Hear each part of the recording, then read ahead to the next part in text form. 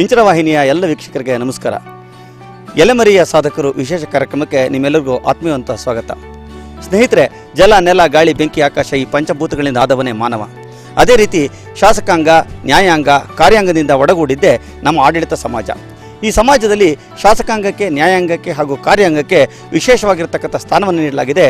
ಹೀಗಾಗಿ ಇದನ್ನು ನಮ್ಮ ಸಮಾಜದ ಪ್ರಮುಖ ಅಂಗ ಅಂತ ಗುರುತಿಸಲಾಗಿದೆ. ಆದರೆ ಮೂರು ಕಾಲಿನ ಮಂಚ ಯಾವತ್ತೂ ಗಟ್ಟಿಯಾಗಿರೋದಿಲ್ಲ.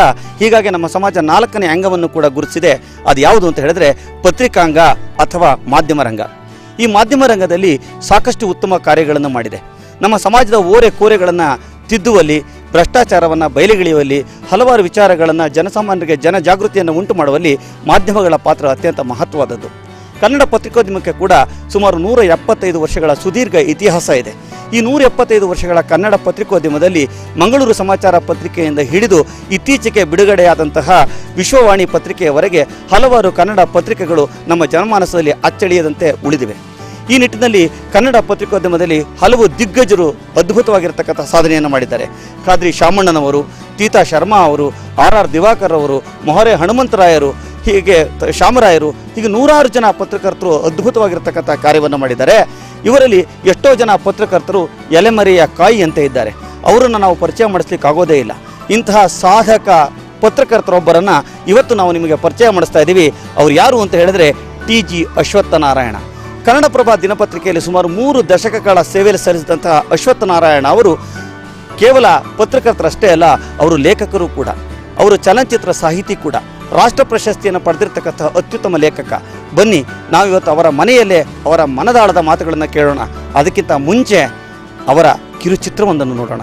ಮೂಲತಃ ಆಂಧ್ರಪ್ರದೇಶದ ಕಡಪ ಜಿಲ್ಲೆಯ ರಾಜಂಪೇಟ ಮಂಡಳದ ಊಟಕೂರಿನ ಸಾಂಪ್ರದಾಯಸ್ಥ ಮುಲಕನಾಡು ಬ್ರಾಹ್ಮಣ ಕುಟುಂಬಕ್ಕೆ ಸೇರಿದ TG ಅಶ್ವತ್ಥನಾರಾಯಣ ಅವರು ಹುಟ್ಟಿ ಬೆಳೆದದ್ದು ಕರುನಾಡ ಚಿಕ್ಕಬಳ್ಳಾಪುರದಲ್ಲಿ.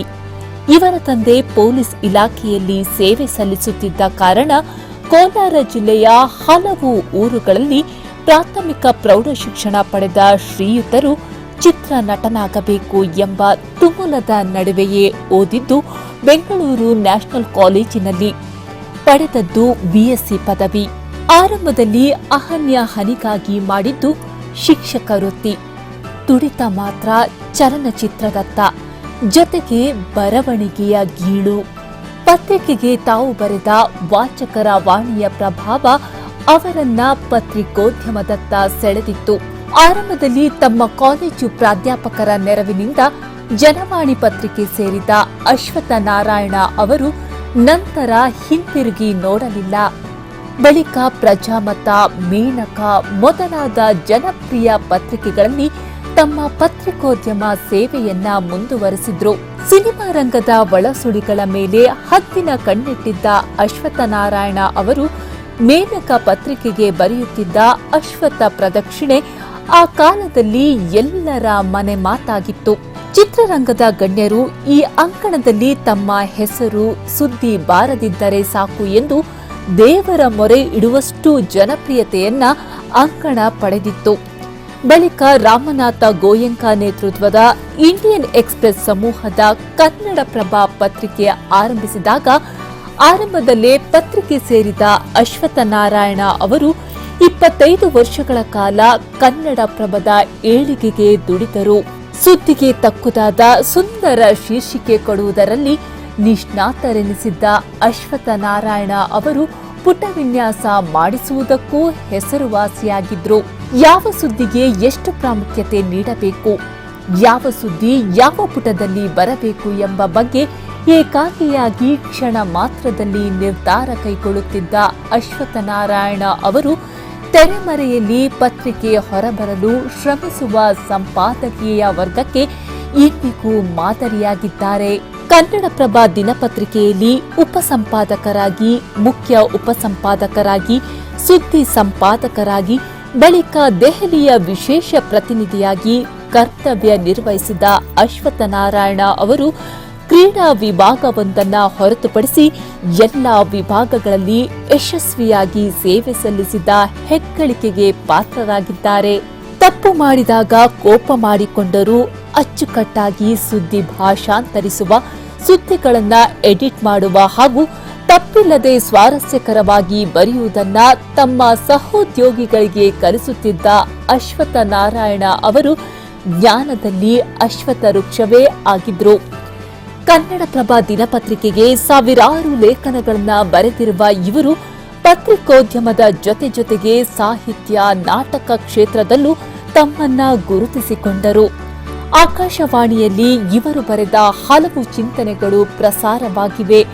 ಅಷ್ಟೇ ಅಲ್ಲ, ಅಂದು ಜನಪ್ರಿಯತೆಯ ಉತ್ತುಂಗದಲ್ಲಿದ್ದ ದೂರದರ್ಶನ ಡಿಡಿ 9ಕ್ಕೆ ಇವರು ಕತೆ, ಚಿತ್ರಕಥೆ, ಸಂಭಾಷಣೆ ಬರೆದು ನಿರ್ದೇಶಿಸಿದ ಹೀಗೇಕೆ ಸ್ವಯಂ ವಧು ಬಂಡಾಯ ಇಂದಿಗೂ ಆ ಕಾಲದ ದೂರದರ್ಶನ ವೀಕ್ಷಕರ ಮನದಾಳದಲ್ಲಿ ಅಚ್ಚಳಿಯದಂತೆ ಉಳಿದಿದೆ. ಕಾಲೇಜು ದಿನಗಳಲ್ಲಿ ಹಲವಾರು ನಾಟಕಗಳಲ್ಲಿ ಅಭಿನಯಿಸಿ ನಟನೆಯ ಹುಚ್ಚು ಬೆಳೆಸಿಕೊಂಡು ನಟರಾಗಬೇಕೆಂದು ಬಯಸಿ ಮದ್ರಾಸ್ಗೂ ಹೋಗಿ ಬರಿಗೈಯಲ್ಲಿ ಮರಳಿದರು. ನಂತರ ಚಲನಚಿತ್ರ ಪತ್ರಕರ್ತರಾಗಿ ಜನಮನ್ನಣೆ ಪಡೆದ ಟಿಜಿಎ ತಾವೇ ನಿರ್ದೇಶಿಸಿದ ಧಾರಾವಾಹಿಗಳಲ್ಲಿ ನಟಿಸುವ ಮೂಲಕ ತಮ್ಮ ನಟನೆಯ ಇಚ್ಛೆಯನ್ನ ಪೂರೈಸಿಕೊಂಡರು.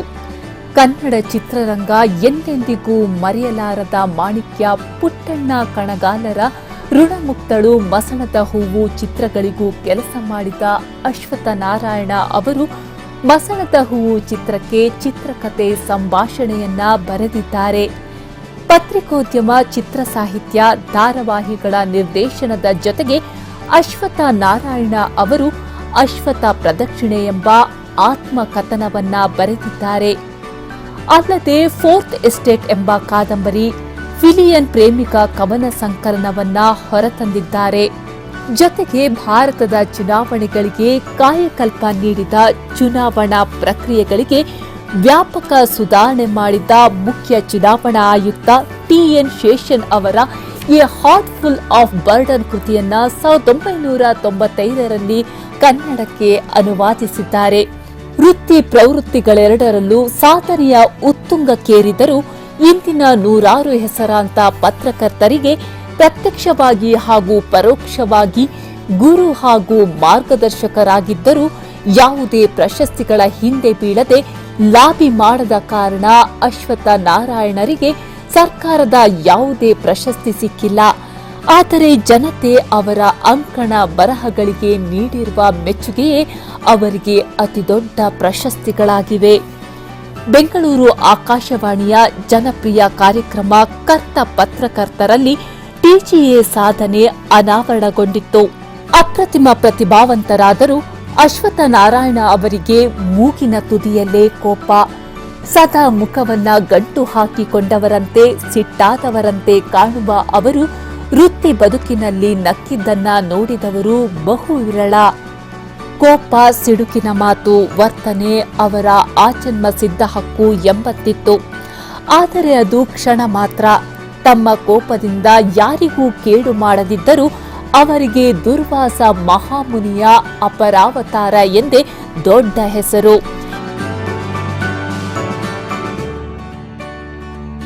ವೀಕ್ಷಕರೇ, ಹೆಸರಾಂತ ಪತ್ರಕರ್ತ, ಎಲ್ಲಕ್ಕಿಂತ ಹೆಚ್ಚಾಗಿ ಉತ್ತಮ ಬರಹಗಾರ, ರಾಜ್ಯ ಪ್ರಶಸ್ತಿಯನ್ನು ಪಡೆದಿರತಕ್ಕಂಥ ಚಲನಚಿತ್ರ ಸಾಹಿತಿ ಟಿ.ಜಿ. ಅಶ್ವತ್ಥನಾರಾಯಣ ಅವರು ಇವತ್ತು ನಮ್ಮ ಜೊತೆಗಿದ್ದಾರೆ. ಅವರ ಮನದಾಳದ ಮಾತುಗಳನ್ನು ಕೇಳೋಣ. ನಮಸ್ಕಾರ ಅಶ್ವತ್ಥನಾರಾಯಣ ಅವರೇ. ನಮಸ್ಕಾರ ಸತೀಶ್ ಅವರೇ. ನಿಮಗೆ ಈ ಪತ್ರಿಕೋದ್ಯಮಕ್ಕೆ ಬರಬೇಕು ಅಂತ ಯಾಕೆ ಅನ್ನಿಸ್ತು, ಹೇಗೆ ಅನ್ನಿಸ್ತು? ಚಿಕ್ಕನ್ನಲ್ಲಿ ಒಂದು ಮಿಡಲ್ ಸ್ಕೂಲಲ್ಲಿದ್ದಾಗ ಒಂದು ಹುಡುಗಿಗೆ ಅರ್ಹತೆ ಇಲ್ಲದೆ ಹೋದರೂ ಪ್ರೈಸ್ ಕೊಟ್ಬಿಟ್ಟಿದ್ರು. ಆ ಪ್ರೈಸ್ ಕೊಟ್ಟಿದ್ದಕ್ಕೆ ಇನ್ಯಾರೂ ಸರಿಯಲ್ಲ, ಇವನ ಕೈಲೇ ಬರೆಸ್ಬೇಕು ಅಂತ ಹೇಳಿ ನಮ್ಮ ಹೆಡ್ ಮಾಸ್ಟ್ರಿಗೆ ಒಂದು ಕಾಗದ ಬರೆಸಿದ್ರು ನನ್ನ ಕೈಲಿ, ಇದು ನೀವು ಮಾಡಿರೋದು ಸರಿ ಇಲ್ಲ ಅಂತ. ಅದು ಬರೆದಿದ್ದು ಅದು ತಲೆಯಲ್ಲೇ ಉಳಿದಿದೆ. ಅದು ಮೊದಲನೇ ಬರಹ ನಂದು. ಹಾಗೆ ನೋಡೋಕೆ ಹೋದರೆ ಒಂದು ರೀತಿಯಲ್ಲಿ ಪತ್ರಿಕಾ ರಂಗಕ್ಕೆ ಸಂಬಂಧಪಟ್ಟ ಹಾಗೇ ಬರಹ ಅಂತ ಅನಿಸುತ್ತೆ ಅದು. ಆಮೇಲೆ ಮಾಸ್ತಿ, ನಮ್ಮೂರು, ನಾನು ಇದ್ದಿದ್ದು ಮಾಸ್ತಿಲಿ, ಆಗ ಓದ್ತಾ ಇದ್ದಿದ್ದು ಮಾಸ್ತಿಯಲ್ಲಿ ಸುಂದರರಾಜ ಅಯ್ಯಂಗಾರ್ ಅಂತ V P chairman, village panchayat chairman. ಅವ್ರು ಅಯ್ಯಂಗಾರು ಬೀದಿ ತುಂಬ ಚೆನ್ನಾಗಿತ್ತು. ನಾವಿದ್ದ ಭಾಗದ ರಸ್ತೆಗಳು ಚೆನ್ನಾಗಿರಲಿಲ್ಲ. ಇದ್ರ ಬಗ್ಗೆ ಒಂದು ಲೇಖನ ವಾಚಕರವಾಣಿಗೆ ಪತ್ರ ಬರೀಬೇಕು ಅಂತಂದಾಗ ನಮ್ಮ ವಿದ್ಯಾರ್ಥಿಗಳ ಮಧ್ಯೆ ನಾನೇ ಅವ್ರಿಗೆ ಕಂಡಿದ್ದು, ನನ್ನ ಕೈಲಿ ಬರೆಸಿದರು. ಪ್ರಜಾವಾಣಿಗೆ ಒಂದು ವಾಚಕರವಾಣಿಗೆ ಒಂದು ಪತ್ರ ಬರೆದೆ. ಅದು ಪಬ್ಲಿಷ್ ಆಯಿತು. ಆಗ ಮಾಸ್ತಿಲಿ ಹೀಗೆ ಸಣ್ಣ ಹುಡುಗ ತಾನೆ ನಾನು ಆವಾಗ ರಸ್ತೆಯಲ್ಲಿ ಒಂದು ಸಲ ಹೋಗ್ತಾ ಇದ್ದಾಗ ಅವರು ಚೇರ್ಮನ್ನು ಸೈಕಲಲ್ಲಿ ಹೋಗ್ತಾ ಇದ್ದವರು, ಏನೋ ನನ್ನ ವಿಷಯನ ಪೇಪರಲ್ಲೇ ಬರಿತೀಯ ನೀನು ಅಂತಂದರು. ಓಹೋ, ಇದು ಇಷ್ಟು ಪ್ರಭಾವಶಾಲಿ ಪತ್ರಿಕೆಯಲ್ಲಿ ಬರೀ ಒಂದು ವಾಚಕರ ವಾಣಿನೇ ಇಷ್ಟು ಪ್ರಭಾವಶಾಲಿ ಆಗಿರಬೇಕಾದ್ರೆ ಆಗಲೇ ನಾನು ಅನ್ನಿಸ್ತು, ನಾನು ಜೀವನದಲ್ಲಿ ಏನಾದರೂ ಆಗೋದಾದರೆ ಪತ್ರಕರ್ತನಾಗಬೇಕು ಅಂತನಿಸಿದ್ದೆ ಆಗ.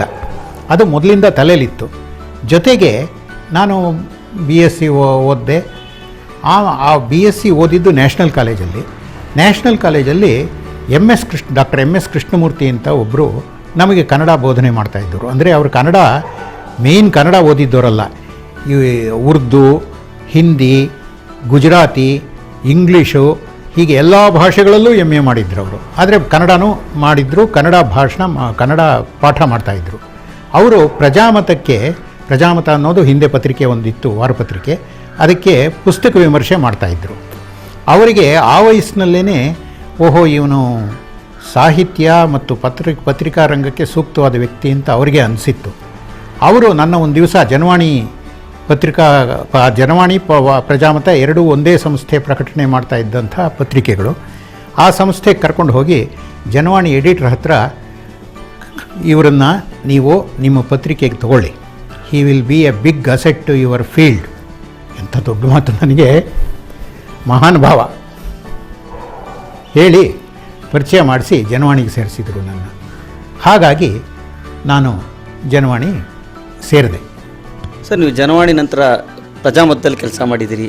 ಅದಾದ ನಂತರ ಮೇನಕಾ ಪತ್ರಿಕೆಯಲ್ಲಿ ನೀವು ಅಶ್ವತ್ಥ ಪ್ರದಕ್ಷಿಣೆ ಅಂತಕ್ಕಂಥ ಒಂದು ಅಂಕಣ ಬರಿತಾ ಇದ್ರಿ. ಅದು ಎಷ್ಟರ ಮಟ್ಟಿಗೆ ಪ್ರಭಾವ ಬೀರಿತು ಅಂತ ಹೇಳಿದ್ರೆ, ಆ ಅಂಕಣದಲ್ಲಿ ತಾವು ಬದೇ ಇದ್ರೆ ಸಾಕಪ್ಪ ಅಂತ ಹೇಳಿ ಚಲನಚಿತ್ರರಂಗದ ಗಣ್ಯರೆಲ್ಲ ಹೆದರಿ ಓಡೋಗ್ತಾ ಇದ್ದಂತಹ ಒಂದು ಪ್ರಸಂಗ ಆಯಿತು. ಅದಕ್ಕೆ ಅಷ್ಟೊಂದು ಪ್ರಭಾವ ಬೀರಲಿಕ್ಕೆ ಅಂಕಣದಲ್ಲಿ ಏನಿತ್ತು, ಅದನ್ನು ಬರಿಬೇಕು ಅಂತ ನಿಮ್ಗೆ ಹೇಗೆ ಪ್ರೇರಣೆ ಸಿಕ್ತು? ವಾಸ್ತವದಲ್ಲಿ ಮೇನಕಾ ನಾನಾಗಿ ಹೋಗಿ ಸೇರಿದ ಪತ್ರಿಕೆ ಅಲ್ಲ. ಮೇನಕಾ ಪತ್ರಿಕೆಯನ್ನು ಇಂಡಿಯನ್ ಎಕ್ಸ್ಪ್ರೆಸ್ ಕನ್ನಡ ಸೋದರ ಪತ್ರಿಕೆ, ಕನ್ನಡಪ್ರಭ ಇಂಡಿಯನ್ ಎಕ್ಸ್ಪ್ರೆಸ್ ಸೋದರ ಪತ್ರಿಕೆ, ಅದರ ಚೀಫ್ ರಿಪೋರ್ಟ್ರು VN ಸುಬ್ರಾವ್ ನಡೆಸ್ತಾ ಇದ್ದ ಪತ್ರಿಕೆ ಅದು. ಆ ಪತ್ರಿಕೆಗೆ ಆ ಪತ್ರಿಕೆಯಲ್ಲಿ ಮೊದಲು ಸೀತಾರಾಮನ್ನವರು ಸೇರಿದ್ದರು. ಸೀತಾರಾಮ್ ಕೈಲಿ ಆಮೇಲೆ ಅವರು ಕನ್ನಡಪ್ರಭ ಸೇರಿದರು. ಸೀತಾರಾಮ್ ಕೈಲಿ ಸುಬ್ರಾವ್ ಹೇಳಿಸಿದರು, ರೀ ಅವರು ತುಂಬ ಚೆನ್ನಾಗಿ ಬರೀತಾರೆ, ಮೇನಕಾಗೆ ಏನಾದರೂ ಬರೆಯೋಕ್ಕೆ ಹೇಳ್ರಿ ಅಂತ. ಹೀಗಾಗಿ ನನ್ನ ಮೇನಕಾಕ್ಕೆ ಕರ್ಕೊಂಡು ಹೋದರು. ಮೇನಕಾಕ್ಕೆ ಹೋದ ಮೇಲೆ ಪ್ರಾರಂಭದಲ್ಲಿ ಕೆಲವು ಸಂದರ್ಶನಗಳನ್ನಷ್ಟೇ ಮಾಡ್ತಾಯಿದ್ದೆ. ಇನ್ಫ್ಯಾಕ್ಟ್ ನಾನು ಮೊದಲು ಮಾಡಿದ ಸಂದರ್ಶನ ಅಂದರೆ JR ರಾಮಸ್ವಾಮಿ, ಅಂದರೆ ಶಕ್ತಿ ಪ್ರಸಾದ್. ಆತ ಇದಕ್ಕೆ ಹೋಗಿ ಹೈಸ್ಕೂಲಲ್ಲಿ ಇನ್ನೂ ಆತ ಕೋಟೆ ಹೈಸ್ಕೂಲಲ್ಲಿ ಇನ್ನೂ ಡ್ರಿಲ್ ಮೇಸ್ಟ್ರು, ಅಲ್ಲೇ ಹೋಗಿ ಭೇಟಿ ಮಾಡಿ ಸಂದರ್ಶನ ಮಾಡಿ ಪಬ್ಲಿಷ್ ಮಾಡಿದೆ. ಹೀಗೆ ಪ್ರಾರಂಭ ಆಗಿದ್ದು. ಆಮೇಲೆ ಅನ್ನಿಸ್ತು, ಯಾಕೆ ನಾನೊಂದು ಕಾಲಮ್ ಶುರು ಮಾಡಬಾರ್ದು ಅಂತ. ಖಂಡಿತ ಮಾಡಿ ಅಂತ ಸುಬ್ರಾವ್ ಗಲಾಟೆ ಮಾಡಿದರು. ಸರಿ, ಬೆಂಗಳೂರು ಪ್ರದಕ್ಷಿಣೆ ಅಂತ ಚಿತ್ರರಂಗದ ವ್ಯವಹಾರಗಳನ್ನು ಹೆಚ್ಚಿಗೆ ಬರೆಯುವಂಥ ಒಂದು ಕಾಲಮ್ ಶುರು ಮಾಡಿದೆ. ಆ ಕಾಲಮ್ ಶುರು ಮಾಡಿದ ಮೇಲೆ ಹೆಚ್ಚಿಗೆ ನನ್ನ ಸ್ವಭಾವವೇ ಹಾಗೆ ಅಂಕುಡೊಂಕುಗಳನ್ನು ಹೆಚ್ಚಾಗಿ ಗುರುತಿಸಿ ಅದನ್ನು ಜನಗಳ ಗಮನಕ್ಕೆ ತರ್ತಾ ಇದ್ದೆ. ಚಿತ್ರರಂಗದ ಲೋಪದೋಷಗಳು, ಅಂಕುಡೊಂಕುಗಳು ಇವೆಲ್ಲ ಹೆಚ್ಚಿಗೆ ಅದರಲ್ಲಿ ಬರ್ತಾಯಿತ್ತು. ಆಮೇಲೆ ಕೆಲವು ಕಾಲ ಆದಮೇಲೆ ಆ ಬೆಂಗಳೂರು ಪ್ರದಕ್ಷಿಣೆಯನ್ನು ಅಶ್ವತ್ಥ ಪ್ರದಕ್ಷಿಣೆ ಅಂತ ನನ್ನ ಹೆಸರಲ್ಲೇ ಬರೆಯೋಕ್ಕೆ ಶುರು ಮಾಡಿದೆ.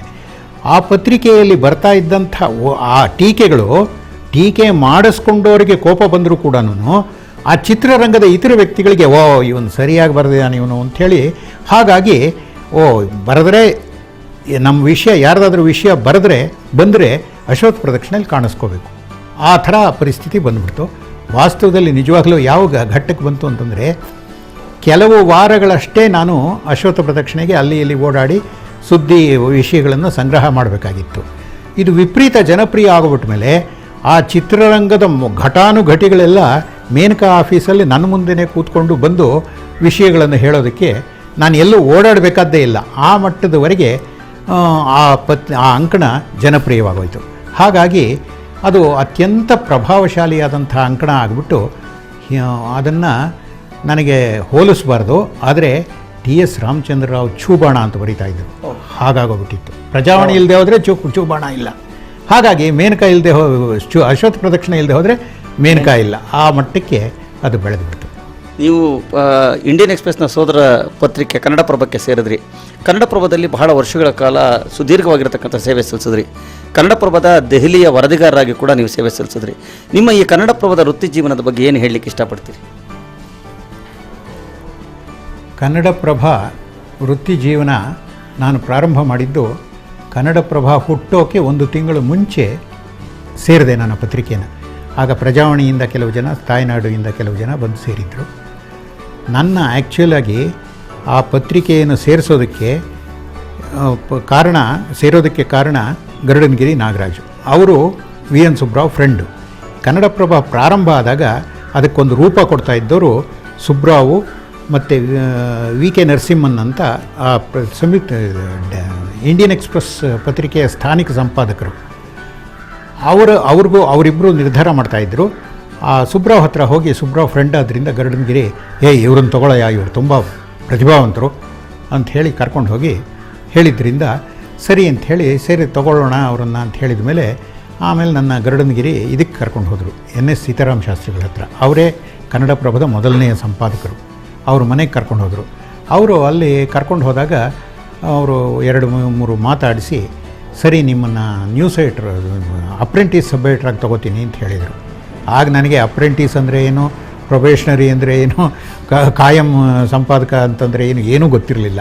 ಮುಖ್ಯವಾಗಿ ನನಗೆ ಜನವಾಣಿಯಂಥ ಒಂದು ಸಣ್ಣ ಪತ್ರಿಕೆಯಿಂದ ಕನ್ನಡಪ್ರಭದಂಥ ಒಂದು ದೊಡ್ಡ ಪತ್ರಿಕೆಗೆ ಹೋಗೋ ಅವಕಾಶ ಸಿಕ್ಕಿದ್ದಿದ್ದೇ ದೊಡ್ಡ ವಿಷಯ ಆಗಿತ್ತು. ಅದರಿಂದ ಕಣ್ಣು ಮುಚ್ಕೊಂಡು ನಾನು ಹೇಳಿದೆ, ಖಂಡಿತವಾಗಿ ಸಂತೋಷವಾಗಿದೆ ಸರ್, ಬರ್ತೀನಿ ನಾನು ಅಂಥೇಳಿ.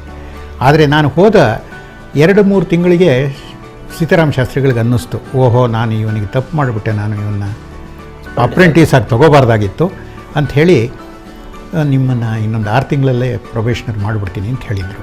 ಆದರೆ ಪರಿಸ್ಥಿತಿ ಬದಲಾವಣೆ ಆಯಿತು. ಅದಾದಮೇಲೆ ರಾಮಕೃಷ್ಣಮೂರ್ತಿ ಅನ್ನೋರು ಅದಕ್ಕೆ ಜಂಟಿ ಸಂಪಾದಕರಾಗಿ ಬಂದರು. ಅಧಿಕಾರದ ವ್ಯವಹಾರಗಳೆಲ್ಲನೂ, ಈ ಥರದ ವ್ಯವಹಾರಗಳೆಲ್ಲನೂ ಅವ್ರ ಕೈಗೆ ಹೋಗಿತ್ತು. ಅದರಿಂದಾಗಿ ನನ್ನ ಬಹಳ ಕಾಲ ಅವರು ಪ್ರೊಬೇಷನರಿ ಸಂಪಾದಕನಾಗಿ ಮಾಡಲಿಲ್ಲ, ಉಪಸಂಪಾದಕನಾಗಿ ಮಾಡಲಿಲ್ಲ. ನನಗೆ ಬಹಳ ಅಸಮಾಧಾನ ಆಗಿ ಸಂಯುಕ್ತ ಕರ್ನಾಟಕ ಸೇರಿಬಿಡೋಣ ಅಂತ ಹೋಗಿದ್ದೆ. ಆಮೇಲೆ ಸ್ವಲ್ಪ ಕಾಲ ಆದಮೇಲೆ ಅದು ತಪ್ಪು ಹೋಗಿ ಇಲ್ಲೇ ಆಯಿತು. ಆಮೇಲೆ ಸಂಪಾದಕನಾದೆ, ಉಪಸಂಪಾದಕನಾದೆ, ಮುಖ್ಯ ಉಪಸಂಪಾದಕನಾದೆ, ಉಪಮುಖ್ಯ ಸುದ್ದಿ ಸಂಪಾದಕನಾದೆ. ಆಮೇಲೆ ದೆಹಲಿಯಲ್ಲಿ ವಿಶೇಷ ಪ್ರತಿನಿಧಿಯಾಗಿ ಕನ್ನಡಪ್ರಭದಿಂದ ನಿವೃತ್ತಿಯಾದೆ. ಸರ್, ಕನ್ನಡಪ್ರಭ ದಿನಪತ್ರಿಕೆಗೆ ನೀವು ಹಲವಾರು ಲೇಖನಗಳನ್ನು ಬರೆದಿದ್ದೀರಿ. ಅದಲ್ಲದೆ ಬೇರೆ ಪತ್ರಿಕೆಗಳು ಕೂಡ ಲೇಖನಗಳನ್ನು ಬರೆದಿದ್ದೀರಿ. ಈ ಲೇಖನದ ಜೊತೆಗೆ ನಿಮಗೆ ಒಂದು ಸಾಹಿತ್ಯ ಕೃಷಿ ಇತ್ತು. ನೀವು ನಿಮ್ಮದೇ ಆಗಿರತಕ್ಕಂಥ ಹಲವಾರು ಪುಸ್ತಕಗಳನ್ನು ಬರೆದಿದ್ದೀರಿ. ಅಶ್ವತ್ಥ ಪ್ರದಕ್ಷಿಣೆ ಅಂತಕ್ಕಂಥ ನಿಮ್ಮ ಆತ್ಮಕಥನವನ್ನು ಬರೆದಿದ್ದೀರಿ. ಅದಲ್ಲದೆ 4th ಎಸ್ಟೇಟ್ ಅಂತಕ್ಕಂಥ ಒಂದು ಕೃತಿಯನ್ನು ಬರೆದಿದ್ದೀರಿ. ಹೊರೆಹೊತ್ತ ಹೃದಯ ಅಂತ ಹೇಳಿ TN ಶೇಷನ್ ಅವರ ಪುಸ್ತಕವನ್ನು ಕನ್ನಡಕ್ಕೆ ಅನುವಾದಿಸಿದಿರಿ. ಇಂತಹ ಕೃತಿಗಳನ್ನೆಲ್ಲ ಬರೀಲಿಕ್ಕೆ ಮತ್ತು ಕನ್ನಡಪ್ರಭದಲ್ಲಿ ಕೆಲಸ ಮಾಡಲಿಕ್ಕೆ, ಅದೆಲ್ಲಕ್ಕಿಂತ ಮಿಗಿಲಾಗಿ ನೀವು ಚಲನಚಿತ್ರಗಳಿಗೆ ಸಂಭಾಷಣೆಗಳನ್ನು, ಸಾಹಿತ್ಯವನ್ನು ಬರೀತಿದ್ರಿ. ಇದಕ್ಕೆಲ್ಲ ಸಮಯ ಎಲ್ಲಿಂದ ತರ್ತಾ ಇದ್ರಿ? ಇದಕ್ಕೆಲ್ಲ ಹೇಗೆ ನಿಮ್ಮನ್ನು ತೊಡಗಿಸ್ಕೊಳ್ತಾ ಇದ್ರಿ? ಸಮಯ ಅದು ಹೇಗಾಗ್ತಾ ಇತ್ತು ಅನ್ನೋದೇ ಈಗ ನೆನೆಸ್ಕೊಂಡ್ರೆ, ಆ ಸರಸ್ವತಿ ನನ್ನ ಕೈಲಿ ಇಷ್ಟೆಲ್ಲ ಕೆಲಸ ಮಾಡಿಸಿದಾಳಲ್ಲ, ಅದು ಹೇಗೆ ಮಾಡಿಸಿದ್ಲು ಅಂತ ನನಗೆ ಆಶ್ಚರ್ಯ ಆಗುತ್ತೆ. ಒಂದು. ಎರಡನೇದು, ಮುಖ್ಯವಾಗಿ ಈ ಮಾತು ಬಹಳ ಸತ್ಯ ಅನಿಸುತ್ತೆ. ಯಾವುದೇ ಒಬ್ಬ ಯಶಸ್ವಿ ಗಂಡಸಿನ ಹಿಂದೆ ಒಬ್ಬ ಹೆಣ್ಣಿನ ಪಾತ್ರ ಇರುತ್ತೆ ಅಂತ. ಆ ಹೆಣ್ಣಿನ ಪಾತ್ರ ಅಂದರೆ ನನ್ನ ಹೆಂಡತಿ.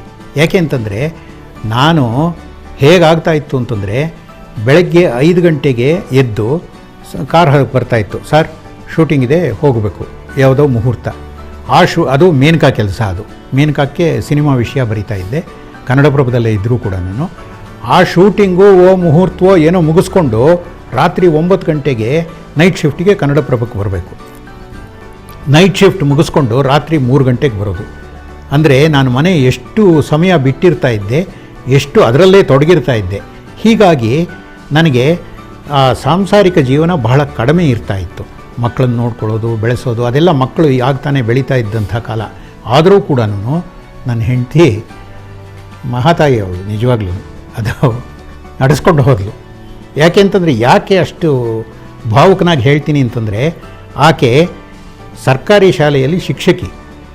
ಮನೆ ಕೆಲಸ ನೋಡಿಕೊಂಡು, ಮಕ್ಕಳನ್ನು ಬೆಳೆಸೋದು ನೋಡಿಕೊಂಡು, ಅಲ್ಲಿ ಶಾಲೆ ಕೆಲಸ ನೋಡಿಕೊಂಡು, ಇತರ ಎಲ್ಲ ವ್ಯವಹಾರಗಳನ್ನು ನಡೆಸ್ಕೊಂಡು ಹೋಗಬೇಕಾದ್ರೆ ಸಾಧಾರಣವಾದ ಹೆಂಗಸಿಗೆ ಅದು ಸಾಧ್ಯವಿಲ್ಲ. ನನ್ನಂಥ ಮನೆಯೇ ಸೇರದೇ ಇರೋಂಥ ಮನುಷ್ಯನ ಪರಿಸ್ಥಿತಿಲಿ. ಅದರಿಂದ ಆಕೆಗೆ ನನ್ನ ಜೀವನದಲ್ಲಿ ನಾನು ಎಷ್ಟು ಕೃತಜ್ಞತೆಗಳನ್ನು ಹೇಳಿದರೂ ಸಾಲದು. ಹಾಗಾಗಿ ನೀವು ಸಾಹಿತ್ಯ ಕೃಷಿಯನ್ನು ಮಾಡಿದ್ದೀರ, ನೀವು ಬರೆದಿರತಕ್ಕಂಥ ಕೃತಿಗಳಲ್ಲಿ ನಿಮ್ಗೆ ಅತ್ಯಂತ ಖುಷಿ ಕೊಟ್ಟಂತಹ ಕೃತಿ ಯಾವುದು? ಇನ್ನೂ ಅಂಥ ಕೃತಿ ಬಂದಿಲ್ಲ, ಈಗ ಪ್ರಾರಂಭ ಮಾಡಿದ್ದೀನಿ. ಆ ಕೃತಿ ಅದನ್ನು ನಾನು ಕೃತಿಗಳು ಅಂತಲೂ ಅನ್ನೋಲ್ಲ, ಅಂಥ ದೊಡ್ಡ ಕೃತಿಗಳಿಗೆ ಅಂದರೆ ಕೃತಿ ಸಂತೋಷ ಕೊಟ್ಟಿದ್ದು ಅಂತಂದರೆ ಆ ಮಾತು ಹೇಳಲೇಬೇಕು. ಅದೇನಾಯಿತು ಅಂತಂದರೆ ನಾನು ಮೇನಕಾ ಕೆಲಸ ಮಾಡ್ತಾಯಿದ್ದೀನಿ, ಕನ್ನಡಪ್ರಭ ಕೆಲಸ ಮಾಡ್ತಾಯಿದ್ದೀನಿ, ಸೀರಿಯಲ್ ಕೆಲಸನೂ ಆವಾಗಲೇ ನಡೀತಾ ಇತ್ತು. ಈ 3 ಸೀರಿಯಲ್ಗಳು ಮಾಡಿದೆ ನಾನು ಡಿ.ಡಿಗೆ, ಅದ್ರ ಕೆಲಸ ಮಾಡ್ತಾಯಿದ್ದೀನಿ. ನಮ್ಮ ಸುನೀಲ್ ಪುರಾಣಿಕ್ಕು ನಮ್ಮ ಅಸೋಸಿಯೇಟು, ಸರ್ ನಾಳೆ ಸೀನಿಗೆ ಇದು ಬೇಕು ಸರ್, ಡೈಲಾಗ್ಸ್ ಬೇಕು ಅಂತಂದರೆ ರಾತ್ರಿ ನೈಟ್ ಶಿಫ್ಟಿಗೆ ಹೋಗಿದ್ದವನು ಎದ್ದು ಡೈಲಾಗ್ಸ್ ಬರೆದು ರೆಡಿ ಮಾಡಿ ಹಾಗೆ ಅಷ್ಟೆಲ್ಲ ಕೆಲಸ ಮಾಡ್ತಾ ಇದ್ದಾಗ ಈ ವಾಸನ್ ಆ್ಯಂಡ್ ಕಂಪ್ನಿಯವರು ಏನು ಮಾಡಿದರು, ಸರ್ ಈ ಟಿ.ಎನ್. ಶೇಷನ್ ಬಗ್ಗೆ ಒಂದು ಶೇಷನ್ ಬರೆದಿದ್ದಾರೆ, A heart full of burden ಅಂತ, ಅದನ್ನು ಕನ್ನಡಕ್ಕೆ ತರಬೇಕು, ನೀವೇ ಟ್ರಾನ್ಸ್ಲೇಟ್ ಮಾಡಿಕೊಡ್ಬೇಕು. ಯಾಕೆ ಅಂತಂದರೆ ಈಗ ಅವರು ಆಗ್ತಾನೆ ಒಂದು ವಿವಾದ ಆಗಿತ್ತು. ಅವರು ಯಾರದೋ ದುಡ್ಡಿನಲ್ಲಿ ವಿಮಾನದಲ್ಲಿ ಕಂಚಿ ಸ್ವಾಮಿಗಳ ಭೇಟಿಗೆ ಹೋಗಿದ್ದರು, ಹೆಲಿಕಾಪ್ಟ್ರಲ್ಲಿ ಹೋಗಿದ್ದರು. ಅದು ಆಮೇಲೆ ಅದ್ರ ಖರ್ಚು ಅದ್ರ ದುಡ್ಡು ಅವ್ರು ಕೊಟ್ಬಿಟ್ರು, ಅದು ಬೇರೆ ಮಾತಾಯಿತು. ಬಟ್ ಅದೇ ಒಂದು ದೊಡ್ಡ ವಿಷಯ. ಯಾಕೆಂತಂದರೆ ಶೇಷನ್ ಅಂತಂದರೆ ಮಹಾ ನಿಸ್ಪೃಹ, ಮಹಾ ಪ್ರಾಮಾಣಿಕ ವ್ಯಕ್ತಿ, ಬಹಳ ಲೆಕ್ಕಾಚಾರವಾಗಿರ್ತಕ್ಕಂಥ ವ್ಯಕ್ತಿ. ಆ ವ್ಯಕ್ತಿ ಹೀಗೆ ಮಾಡಿಬಿಟ್ನಲ್ಲ ಅಂತ ಇದ್ದೇ ಇರ್ತಾರಲ್ಲ ಈ ಥರದ ಜನ, ಬೇಕು ಅಂತಲೇ ತರಲೆ ಕಿತಾಪತಿ ಮಾಡೋರು, ಹಾಗೆ ಎಬ್ಬಿಸಿದ್ರು. ಈ ಗಲಾಟೆ ಇದ್ದಾಗ ವಾಸನ್ಗೇನು ಅಂತಂದರೆ ಈ ಸಂದರ್ಭದಲ್ಲಿ ಇದನ್ನು ಪಬ್ಲಿಷ್ ಮಾಡಿದ್ರೇ ದುಡ್ಡು ಬರೋದು, ಚೆನ್ನಾಗಿ ಪುಸ್ತಕ ಹೋಗುತ್ತೆ ಅಂತ ಇದನ್ನು ಟ್ರಾನ್ಸ್ಲೇಟ್ ಮಾಡಿಕೊಡ್ಬೇಕು. ನನಗೆ ಎಷ್ಟು ಕೆಲಸಗಳು ಇದ್ರ ಮಧ್ಯೆ ಹೇಗೆ ನಾನು ಮಾಡೋದು. ಆದರೂ ಒಂದು ನಿಜ, ನಾನು ಮಾಡಿದ ಕೆಲಸಕ್ಕೆ ಯಾರಾದರೂ ಸರಿಯಾದ ದುಡ್ಡು ಕೊಡ್ತೀನಿ ಅಂತಂದರೆ ಅದನ್ನು ಹಿಂದೆ ಮುಂದೆ ನೋಡದೆ ಒಪ್ಕೊಂಡ್ಬಿಡ್ತೀನಿ. ಆತ ಕೊಡ್ತೀನಿ ಅಂತಂದ, ನೀವು 15 ದಿವಸದೊಳಗೆ ಬರ್ಕೊಡ್ಬೇಕು ಸರ್ ಅಂತಂದ, ಸರಿಯಪ್ಪ ಮಾಡ್ತೀನಿ ಅಂತಂದೆ. ಹೀಗೇನೇ ಈ ಕೆಲಸಗಳ ಮಧ್ಯೆ ಆಗಾಗ ಬರೆದು ಅದನ್ನು 15 ದಿವಸದಲ್ಲಿ ಆತ ಹೇಳಿದ ದಿನದೊಳಗಾಗಿ ಟ್ರಾನ್ಸ್ಲೇಟ್ ಮಾಡಿ ಕೊಟ್ಬಿಟ್ಟೆ. ಅದು ಪಬ್ಲಿಷ್ ಆಯಿತು. ಅದು ಇನ್ಫ್ಯಾಕ್ಟ್ ಅದನ್ನು ಬಿಡುಗಡೆ ಮಾಡೋದಕ್ಕೆ ನಾನು ಇರಲೂ ಇಲ್ಲ, ನಾನು ಆವಾಗ ಡೆಲ್ಲಿಲಿದ್ದೆ. ಯಾವುದೋ ಬೇರೆ ದೇವೇಗೌಡರು ಭಾಗವಹಿಸಿದ್ದ ಸಮಾರಂಭದಲ್ಲಿ ವಾಸನ್ನೇ ಹೋಗಿ ಇದನ್ನು ಬಿಡುಗಡೆ ಮಾಡಿಸಿ ಅದನ್ನು ಚಲಾವಣೆಗೆ ಚಾಲ್ತಿಗೆ ತಂದಿದ್ದಾಯಿತು. ಆಮೇಲೆ ನಾನು ಅದನ್ನು ನಿಜವಾಗಿ ಹೇಳಬೇಕು ಅಂತಂದರೆ ಅದನ್ನು ಬರೆದ ಮೇಲೆ ತಿರ್ಗಾ ಒಂದೇ ಒಂದು ಅಕ್ಷರನೂ ಹೀಗೆ ತೆಗೆದು ನೋಡಿಲ್ಲ, ಏನು ಬರೆದಿದ್ದೋ ಅದು ಹಾಗೇನೇ ಕಳಿಸಿದ್ದಷ್ಟೇ. ಅದು ಹೇಳ್ಕೋಬಾರ್ದು, ದೊಡ್ಡ ಮಾತಾಗುತ್ತೆ. ಹಲಗೆ ಬಳಪವ ಪಿಡಿಯದೊಂದಗ್ಗಳಿಕೆ ಪದವಿಟ್ಟು ಅಳಿಪದೊಂದಗ್ಗಳಿಕೆ, ಕನ್ನಡಿಗರ ಶಕ್ತಿ ಅದು. ಅದು ನಾನು ಒಂದೇ ಒಂದು ಅಕ್ಷರ ಏನು ಬರೆದಿದ್ನೋ ಅದನ್ನು ಕಳಿಸಿದ್ದೆ. ನನಗೆ ಆಶ್ಚರ್ಯ ಆಗುತ್ತೆ, ನಾನು ರಿಟೈರ್ ಆಗಿ ಬಂದ ಮೇಲೆ ಅದೆಷ್ಟೋ 10-6 ವರ್ಷಗಳ ಮೇಲೆ ಅದನ್ನು ತೆಗೆದು ನೋಡಿರಲಿಲ್ಲ. ಪುಸ್ತಕನ ತೆಗೆದು ನಾನೇ ನಿಧಾನವಾಗಿ ಓದಿದೆ. ಇದು ನಾನು ಮಾಡಿದ್ದ ಟ್ರಾನ್ಸ್ಲೇಷನು, ಈ ಭಾಷಾಂತರ ನಂದ ಇದು ಅನ್ನೋ ಮಟ್ಟಕ್ಕೆ ಆ ಭಾಷಾಂತರ ಆಗಿದೆ. ಅದಕ್ಕೆ ನಾನು ಆ ಸರಸ್ವತಿಗೆ ಸದಾ ನಮಸ್ಕಾರಗಳನ್ನು ಸಲ್ಲಿಸ್ತೀನಿ. ಅದು ನಿಜವಾಗ್ಲೂ ಅವ್ರು ಯಾರೋ MS ಅಪ್ಪ ಅನ್ನೋರೊಬ್ಬರು ಪ್ರಿನ್ಸಿಪಾಲ್ ಪುತ್ತೂರು ಕಾಲೇಜಲ್ಲಿ, ವಿವೇಕಾನಂದ ಕಾಲೇಜನ್ನು, ಅವರೊಂದು ಕಾಗದ ಬರೆದಿದ್ದಾರೆ, ಅದ್ಭುತವಾದ ಕಾಗದ ಬರೆದಿದ್ದಾರೆ. ಇಂಥ ಭಾಷಾಂತರ ಬರೋಕೆ ಸಾಧ್ಯ ಇಲ್ಲ ಅನ್ನೋ ಥರ ಬರೆದಿದ್ದಾರೆ. ಅದಕ್ಕೆ ಆ ಸರಸ್ವತಿಗೆ. ನೀವು ದೂರದರ್ಶನ ಉಚ್ಛ್ರಾಯ ಸ್ಥಿತಿಯಲ್ಲಿದ್ದಂತಹ ಸಂದರ್ಭದಲ್ಲಿ 3 ಧಾರಾವಾಹಿಗಳನ್ನು ನಿರ್ದೇಶನ ಮಾಡಿದ್ರಿ, ಅದಕ್ಕೆ ಚಿತ್ರಕಥೆಗಳನ್ನು ಬರೆದ್ರಿ.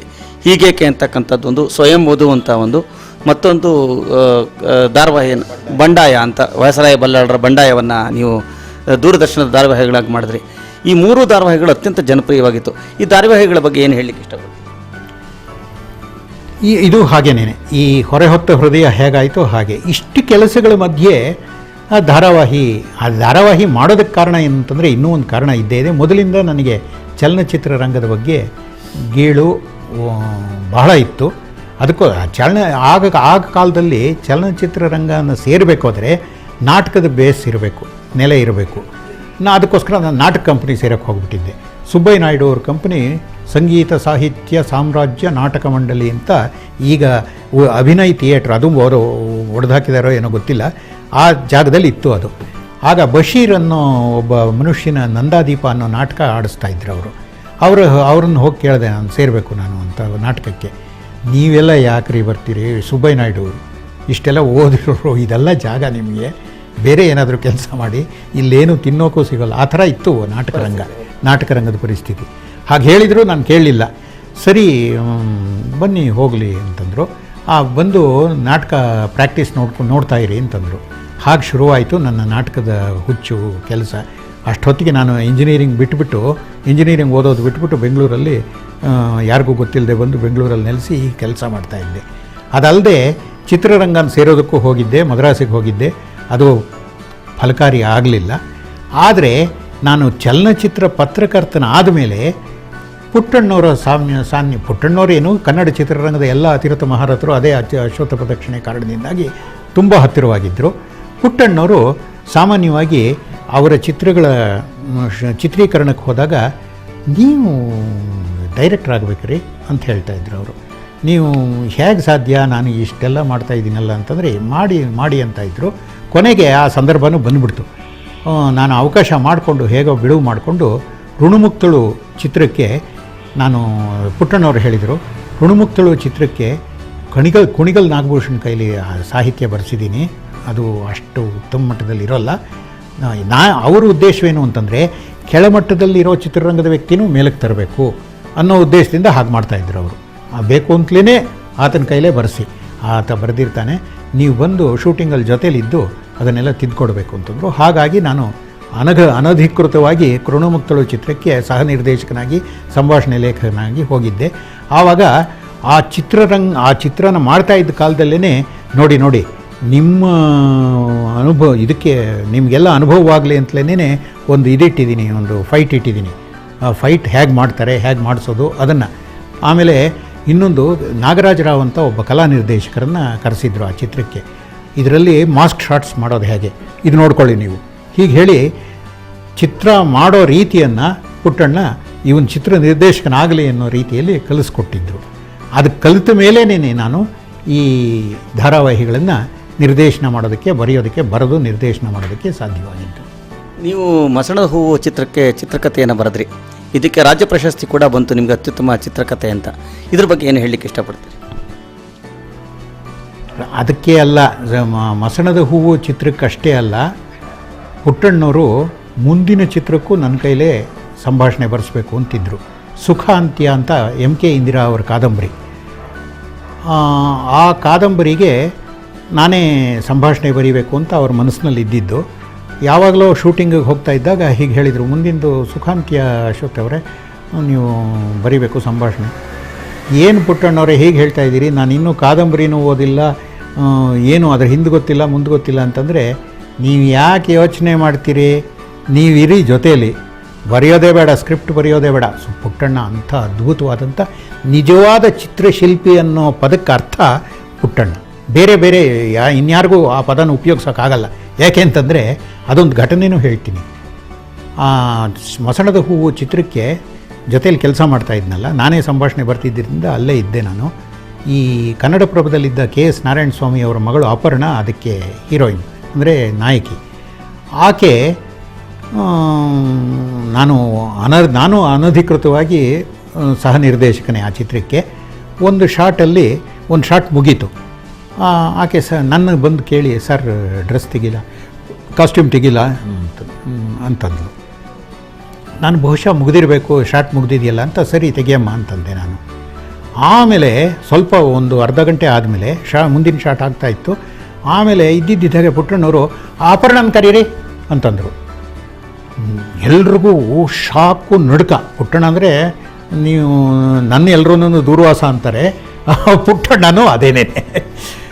ಏನಪ್ಪ ಇವರು ಅಶ್ವಥ್ ನಾರಾಯಣ ಇದು ತೆಗೆಸ್ಬಿಟ್ಟಿದ್ದಾರೆ, ಕಾಸ್ಟ್ಯೂಮ್ ತೆಗೆಸ್ಬಿಟ್ಟಿದ್ದಾರೆ, ಇವಾಗ ಏನು ಮಾಡೋದು, ಕರಿತಾ ಇದ್ದಾರೆ ಅಂತ ಗಡಗಡ ನಡ್ತಾಯಿದ್ರು. ಆದರೆ ನನಗೆ ಧೈರ್ಯ ಇತ್ತು. ಆಮೇಲೆ ಅಪರ್ಣನ ಕರೆಸಿ ಇದು ಹಾಕಿಸಿ, ಕಾಸ್ಟ್ಯೂಮ್ ಹಾಕಿಸಿ ಕಳಿಸ್ದೆ. ಅಲ್ಲಿ ಕಳಿಸಿದಾಗ ಪುಟ್ಟಣ್ಣನ ಉದ್ದೇಶ ಏನಿತ್ತು ಅಂದರೆ, ಇದ್ದಿದ್ದ ಹಾಗೆ ಆ ಶಾಟ್ನಲ್ಲಿ ಆ ಅಪರ್ಣನ ಇಂಟ್ರಡ್ಯೂಸ್ ಮಾಡಬೇಕು. ಆ ಶಾಟ್ನಲ್ಲಿ ಇರಲಿಲ್ಲ, ಬರವಣಿಗೆಯಲ್ಲಿ ಇರಲಿಲ್ಲ. ಆದರೆ ಹಾಗೆ ಚಿತ್ರ ಬೆಳೆಯೋ ರೀತಿ, ಪುಟ್ಟಣ್ಣನಿಗೆ ಮನಸ್ಸಿನಲ್ಲಿ ಚಿತ್ರ ಬೆಳೆಯೋ ರೀತಿ ಹಾಗೆ. ಅದರಿಂದಾಗಿಯೇ ಪುಟ್ಟಣ್ಣನ ಚಿತ್ರಗಳು ಅಂತಂದರೆ ಜನಕ್ಕೆ ಅಷ್ಟು ಇದಾಗ್ತಾ, ಹೃದಯಕ್ಕೆ ಹತ್ತಿರವಾಗ್ತಾ ಇದ್ದಿದ್ದು. ಹಾಗೆ ಚಿತ್ರನ ರೂಪಿಸ್ತಾ ಇದ್ದ. ಇದು ನನ್ನ ಮಸಣದ ಹೂವು ಅನುಭವಗಳಲ್ಲಿ ಒಂದು. ಈಗ ನೀವು ದೂರ್ವಾಸ ಮುನಿ ಅಂತ ನೀವೇ ಹೇಳ್ಕೊಂಡ್ರಿ. ಕನ್ನಡಪ್ರಭದಲ್ಲಿ ನಾನು ಕೂಡ ನಿಮ್ಮ ಜೊತೆ ಕೆಲಸ ಮಾಡಿದ್ದೀನಿ, ಹಲವಾರು ಜನ ನಿಮ್ಮ ಜೊತೆ ಕೆಲಸ ಮಾಡ್ತಿದ್ದಾರೆ. ಆದರೆ ನಿಮ್ಮ ಶಿಫ್ಟಲ್ಲಿ ಕೆಲಸ ಮಾಡಲಿಕ್ಕೆ ಜನ ಹೆದರ್ಕೊಳ್ಳೋರು, ಏನಕ್ಕೆ ಅಷ್ಟೊಂದು ಕೋಪ ಮಾಡ್ಕೊಳ್ತಿದ್ದಿ ಅಂತ. ಆದರೆ ಸಕಾರಣವಾಗಿ ಕೋಪ ಮಾಡ್ಕೊಳ್ತಾ ಇದ್ರಿ, ಬರವಣಿಗೆಯನ್ನು ಹೇಳ್ಕೊಡ್ತಿದ್ರಿ. ಅದೇ ರೀತಿ ಯಾರೇ ಉತ್ತಮವಾಗಿರ್ತಕ್ಕಂಥ ಕೆಲಸ ಮಾಡಿದ್ರೆ ಅವರ ಬೆನ್ನು ತಟ್ಟಿ ಅವ್ರಿಗೆ ಪ್ರೋತ್ಸಾಹವನ್ನು ಕೊಡ್ತಾಯಿದ್ರಿ. ನಿಮ್ಮ ವೃತ್ತಿ ಜೀವನದಲ್ಲಿ ನೀವು ಮರೆಯಲೇ ಆಗದೇ ಇರತಕ್ಕಂಥ ಯಾವ್ದಾರ ಘಟನೆ ಇದ್ದರೆ ಹೇಳ್ತೀರಿ? ವೃತ್ತಿ ಜೀವನದ ಮರೆಯಲಾಗದ ಘಟನೆ,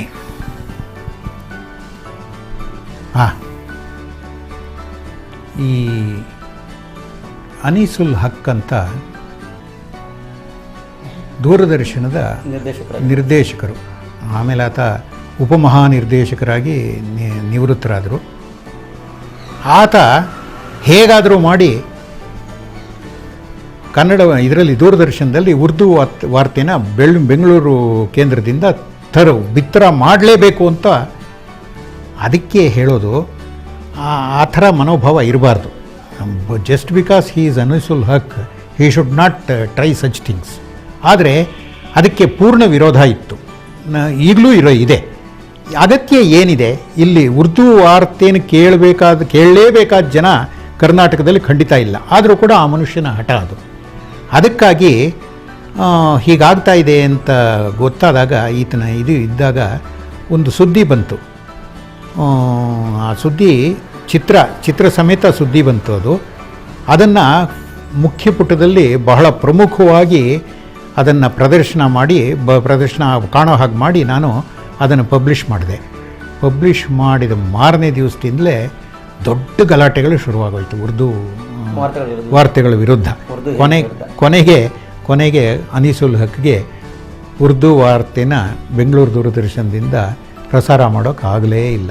ಇದು ನನ್ನ ಜೀವನದ ಕನ್ನಡ ವೃತ್ತಿ ಜೀವನದ ಮರೆಯಲಾಗದ ಘಟನೆ. ಅಂದರೆ ಏನು ಹೇಳುತ್ತೆ ಅಂತಂದರೆ, ಬರೀ ಒಂದು ಚಿತ್ರ ಅಥವಾ ಒಂದು ಸುದ್ದಿ ಅದನ್ನು ಸರಿಯಾದ ರೀತಿಯಲ್ಲಿ ಡಿಸ್ಪ್ಲೇ ಮಾಡೋದರಿಂದ ಏನು ಬೇಕಾದರೂ ಸಾಧಿಸಬಹುದು. ಎಲ್ಲರೂ ಶ್ರೀಸಾಮಾನ್ಯರಿಗೆ ವರದಿಗಾರರು ಗೊತ್ತಿರ್ತಾರೆ, ಸಂಪಾದಕರು ಗೊತ್ತಿರ್ತಾರೆ. ಆದರೆ ಒಳಗಡೆ ಕೂತು ಪತ್ರಿಕೆಗಳನ್ನು ಅಣಿ ಮಾಡ್ತಕ್ಕಂಥ ಉಪಸಂಪಾದಕರು ಮತ್ತು ಮುಖ್ಯ ಉಪಸಂಪಾದಕರು, ಈ ಸುದ್ದಿ ಸಂಪಾದಕರಿಗೆ ಪರಿಚಯನೇ ಇರೋದಿಲ್ಲ. ನೀವು ಎಲ್ಲ ಸುದ್ದಿಗಳನ್ನು ಅಳತೆ ಮಾಡಿ ಯಾವ ಸುದ್ದಿ ಮುಖಪುಟಕ್ಕೆ ಹೋಗಬೇಕು, ಯಾವ ಸುದ್ದಿ ಒಳಪುಟಕ್ಕೆ ಹೋಗಬೇಕು, ಎಲ್ಲಕ್ಕಿಂತ ಹೆಚ್ಚಾಗಿ ಆ ಡಿಸ್ಪ್ಲೇ ಮಾಡೋ ಸಂದರ್ಭದಲ್ಲಿ ನೀವು ಕೊಡ್ತಿದ್ದಂತಹ ಶೀರ್ಷಿಕೆಗಳಿದೆಯಲ್ಲ, ನಿಮ್ಮನ್ನು ಶೀರ್ಷಿಕೆ ವೀರ ಅಂತಲೇ ಕರೀತಿದ್ರು. ಖಾದ್ರಿ ಕೂಡ ನೀವು ಅತ್ಯುತ್ತಮವಾದಂತಹ ಶೀರ್ಷಿಕೆ ಕೊಡ್ತೀರಿ ಅಂತ ನಿಮ್ಮನ್ನು ಅಭಿನಂದಿಸಿದ ಸಂದರ್ಭಗಳು ಕೂಡ ಇದೆ. ಹೀಗಾಗಿ ನೀವು ಈ ಹೆಡ್ಗಳನ್ನು ಕೊಡಬೇಕಾದ್ರೆ, ಇದನ್ನು ನಿಮ್ಮ ಜೂನಿಯರ್ಗಳಿಗೆ ಇದನ್ನೇ ಹೇಳ್ಕೊಡ್ಬೇಕಾದ್ರೆ ನಿಮ್ಗೆ ಏನು ಅನ್ನಿಸ್ತಾ ಇತ್ತು? ಇದ್ರ ಬಂದ ಹೆಡ್ಡಿಂಗ್ ಕೊಡಲಿಕ್ಕೆ ನಿಮ್ಗೆ ಎಲ್ಲಿಂದ ಈ ಪ್ರೇರಣೆ ಮತ್ತು ಇನ್ಸ್ಪಿರೇಷನ್ ಸಿಗ್ತಿತ್ತು? ಹೆಡ್ಡಿಂಗ್ ಕೊಡೋಕ್ಕೆ ಪ್ರೇರಣೆ ಹೇಗೆ ಬರುತ್ತೆ ಅಂತಂದರೆ, ನನಗನ್ಸುತ್ತೆ ಯಾರಿಗೆ ಸಾಹಿತ್ಯ ಜ್ಞಾನ ಚೆನ್ನಾಗಿರುತ್ತೆ ಅವರಿಗೆ ಪದಜ್ಞಾನ ಚೆನ್ನಾಗಿರುತ್ತೆ. ಆ ಪದಗಳನ್ನು ಉಪಯೋಗಿಸ್ತಕ್ಕಂಥ ರೀತಿ, ಅಂದರೆ ಹೆಚ್ಚು ಸಾಹಿತ್ಯವನ್ನು ಓದಿರಬೇಕು, ವಿಸ್ತಾರವಾಗಿರಬೇಕು. ಹೆಚ್ಚು ಸಾಹಿತ್ಯ ಓದೋದು ಅಂದರೆ ಒಂದೇ ಸಾಹಿತ್ಯ ಅಲ್ಲ, ನಾನಾ ರೀತಿಯ ಸಾಹಿತ್ಯಗಳನ್ನು, ನಾನಾ ಲೇಖಕರನ್ನು ಅಂಡ್ ನಾನಾ ಭಾಷೆಯ ಸಾಹಿತ್ಯವನ್ನು, ಕನ್ನಡದಲ್ಲೇ ಬಂದಿರಬಹುದು ಆ ಸಾಹಿತ್ಯ, ನಾನಾ ಭಾಷೆಯ ಸಾಹಿತ್ಯ, ಹೀಗೆ ವೈವಿಧ್ಯಮಯವಾದಂಥ ಇನ್ನೂ ಒಂದು ಉದಾಹರಣೆ ಹೇಳ್ಬೋದು. ಸಾಮಾನ್ಯವಾಗಿ ನಾನು ಕನ್ನಡಪ್ರಭ ಸೇರಿದ ಮೇಲೆ ನನಗಾದ ಅನುಭವ ಏನು ಅಂತಂದರೆ, ಯಾರು ವಿಜ್ಞಾನವನ್ನು ಓದಿ ಈ ಪತ್ರಿಕಾ ರಂಗಕ್ಕೆ ಬರ್ತಾರೆ ಅವರಿಗೆ ಬಹಳ ದೊಡ್ಡ ಅಡ್ವಾಂಟೇಜು, ಅನುಕೂಲ ಇರುತ್ತೆ. ಏನಪ್ಪ ಅಂತಂದರೆ, ಅವರು ವಿಜ್ಞಾನಕ್ಕೆ ಸಂಬಂಧಪಟ್ಟಿದ್ದು ಅಂದರೆ ಪ್ರಪಂಚದ ನಾನಾ ವಿಷಯಗಳ ಬಗ್ಗೆ ಸಂಬಂಧಪಟ್ಟಿದ್ದು, ಅದರ ಪದಗಳ ಜ್ಞಾನವೆಲ್ಲ ಚೆನ್ನಾಗಿರುತ್ತೆ. ಅದರಿಂದಾಗಿ ವಾಸ್ತವದಲ್ಲಿ ಆ್ಯಕ್ಚುಲಾಗಿ ನಾನು ಸೇರಿದ ಹೊಸದರಲ್ಲೇ ಕೆಲವೇ ದಿನಗಳಲ್ಲಿ ಅನೇಕರು ಸ್ವಲ್ಪ ಸೀನಿಯರ್ಸು ಅಂತ ಹೇಳ್ಬೋದು, ಈ ಕಾಪಿ ಸ್ವಲ್ಪ ನೋಡಿ ಅಂತ ನನ್ನ ಹತ್ರಕ್ಕೆ ತರ್ತಾಯಿದ್ರು. ಯಾಕೆ ಅಂತಂದರೆ ಆ ವಿಜ್ಞಾನ ಓದಿದ ಫಲ. ಅದರಿಂದಾಗಿ ನನಗೆ ಪದಗಳು ಬಹಳ ಸುಲಭವಾಗಿ ಮನಸ್ಸಿಗೆ ಬರ್ತಾಯಿದ್ವು. ಅದನ್ನು ಪದಪ್ರಯೋಗವನ್ನು ಸೂಕ್ತವಾಗಿ ಮಾಡಿ ಅದನ್ನು ಸರಿಯಾದ ಒಂದು ರೂಪಕ್ಕೆ ತರೋದಕ್ಕೆ ಕಾರಣ ಏನು ಅಂತಂದರೆ ಸಾಹಿತ್ಯ ಜ್ಞಾನ. ಅದರ ಜೊತೆಗೆ ಸಾಹಿತ್ಯದ ಒಲವು ನನಗೂ ಏನೋ ಆ ಸರಸ್ವತಿ ಆ ಬರವಣಿಗೆ ಶಕ್ತಿ ಕೊಟ್ಟಿರೋದ್ರಿಂದ ಅದೆಲ್ಲ ಸಾಧ್ಯವಾಗ್ತಾಯಿತ್ತು. ನೀವು ಪತ್ರಿಕೋದ್ಯಮಕ್ಕೆ ಬರಲಿಕ್ಕೆ ಮುಂಚೆ ಕೆಲ ಕಾಲ ಶಿಕ್ಷಕರು ಕೂಡ ಆಗಿದ್ರಿ, ಒಂದು ಶಾಲೆಯಲ್ಲಿ ನೀವು ಮೇಸ್ಟ್ರಾಗಿ ಕೆಲಸ ಮಾಡ್ತಾಯಿದ್ರಿ. ನಿಮ್ಮ ಈ ಬದುಕಿನ ಬಗ್ಗೆ ಏನು ಹೇಳಲಿಕ್ಕೆ ಇಷ್ಟಪಡ್ತೀರಿ? ಅದು ವಾಸ್ತವದಲ್ಲಿ ನನ್ನ ಒಲವು ಇದ್ದಿದ್ದೇ ಈ ಕಡೆಗೆ. ಆದರೆ ನಮ್ಮದು ಬಡ ಕುಟುಂಬ. ಪೊಲೀಸ್ ಕಾನ್ಸ್ಟೇಬಲ್ ನಮ್ಮ ತಂದೆ. 13 ರೂಪಾಯಿ ಸಂಬಳದಿಂದ ಪ್ರಾರಂಭ ಮಾಡಿ ನಾನು ದೊಡ್ಡವನಾಗೋ ಹೊತ್ತಿಗೆ ಅವರಿಗೆ ಮ್ಯಾಕ್ಸಿಮಮ್ ಬಂದಿದ್ದೇ 40 ರೂಪಾಯಿ ಸಂಬಳ ತಿಂಗಳಿಗೆ, ಅವ್ರು ರಿಟೈರ್ ಆಗೋ ವೇಳೆಗೆ.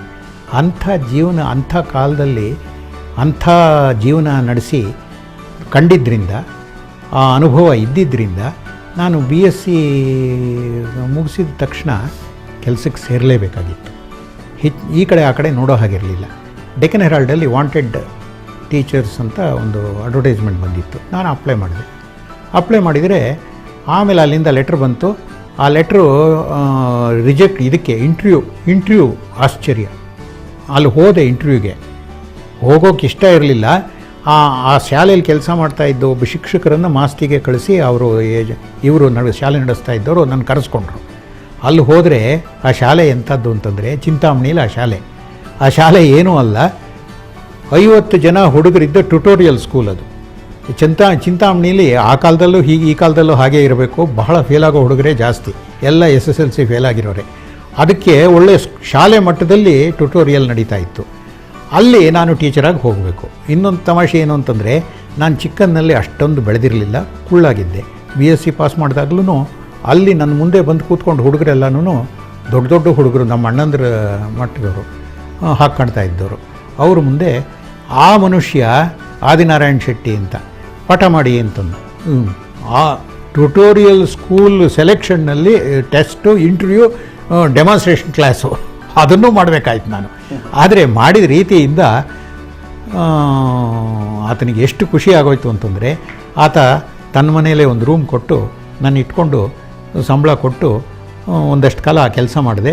ಅಲ್ಲಿ ತಮಾಷೆ ಏನು ಅಂತಂದರೆ, ಆ ಊರಿನಲ್ಲಿ ಚಿಂತಾಮಣಿಯಲ್ಲಿ ಬೇರೆ ಮೇಷ್ಟ್ರುಗಳೆಲ್ಲ ಹೇಳಿದರು, ಆದಿನಾರಾಯಣ ಶೆಟ್ಟಿ ನೀವು ಸಂಬಳ ಕೊಟ್ಟನ, ಆ ಮನುಷ್ಯ ಯಾರಿಗೂ ಸಂಬಳ ಕೊಟ್ಟನೆ. ಆ ಥರ ಅದು ಅದ್ಭುತವಾದ ಅನುಭವ ಅದು.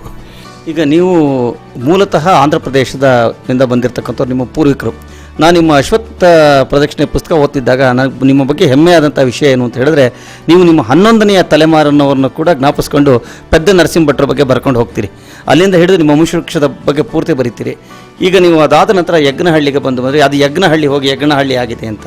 ಈ ನಿಮ್ಮ ಬಾಲ್ಯದ ಅನುಭವಗಳು, ಈ ನಿಮ್ಮ ಪೂರ್ವಿಕರ ಬಗ್ಗೆ ಏನು ಹೇಳಲಿಕ್ಕೆ ಇಷ್ಟಪಡ್ತೀರಿ? ನೀವೇ ಹೇಳಿದ ಹಾಗೆ ನಮ್ಮ ಪೂರ್ವಿಕರು ಆಂಧ್ರದ ಕಡಪ ಜಿಲ್ಲೆಯ ಊಟ್ಕೂರು ವಂಶ ಅಂತಾರೆ. ಈಗ ಕೇಂದ್ರದ ಸಚಿವರಾಗಿರ್ತಕ್ಕಂಥ ಅನಂತಕುಮಾರ್ ಅವರು ಊಟ್ಕೂರು ವಂಶದವರೇನೆ. ಅವರ ತಾತನ ತಾತ, ನಮ್ಮ ತಾತನ ತಾತ ಅಣ್ಣ ತಮ್ಮಂದರು, ಒಂದು ರೀತಿಯಲ್ಲಿ ದಾಯಾದಿಗಳು. ಅವರು ಹೆಗ್ನಹಳ್ಳಿಯವರೇನೆ. ಅದಕ್ಕೆ ಎಚ್ ಅನಂತಕುಮಾರ್ ಅಂದರೆ ಹೆಗ್ನಹಳ್ಳಿ ಅಂತ. ಹೆಗ್ನಹಳ್ಳಿ ಅಲ್ಲ, ಅದು ಯಜ್ಞಹಳ್ಳಿ.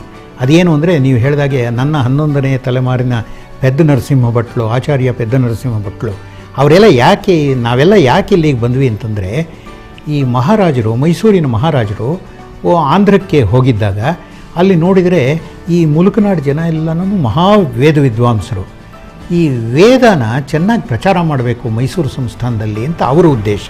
ಅದಕ್ಕಾಗಿ ಅವ್ರು ಹೇಳಿದರು, ನೀವೆಲ್ಲ ಮೈಸೂರು ರಾಜ್ಯಕ್ಕೆ ಬನ್ನಿ. ಆಗ ಮೈಸೂರು ರಾಜ್ಯ ತಾನೇ, ಅದು ಕರ್ನಾಟಕ ಅಲ್ಲ.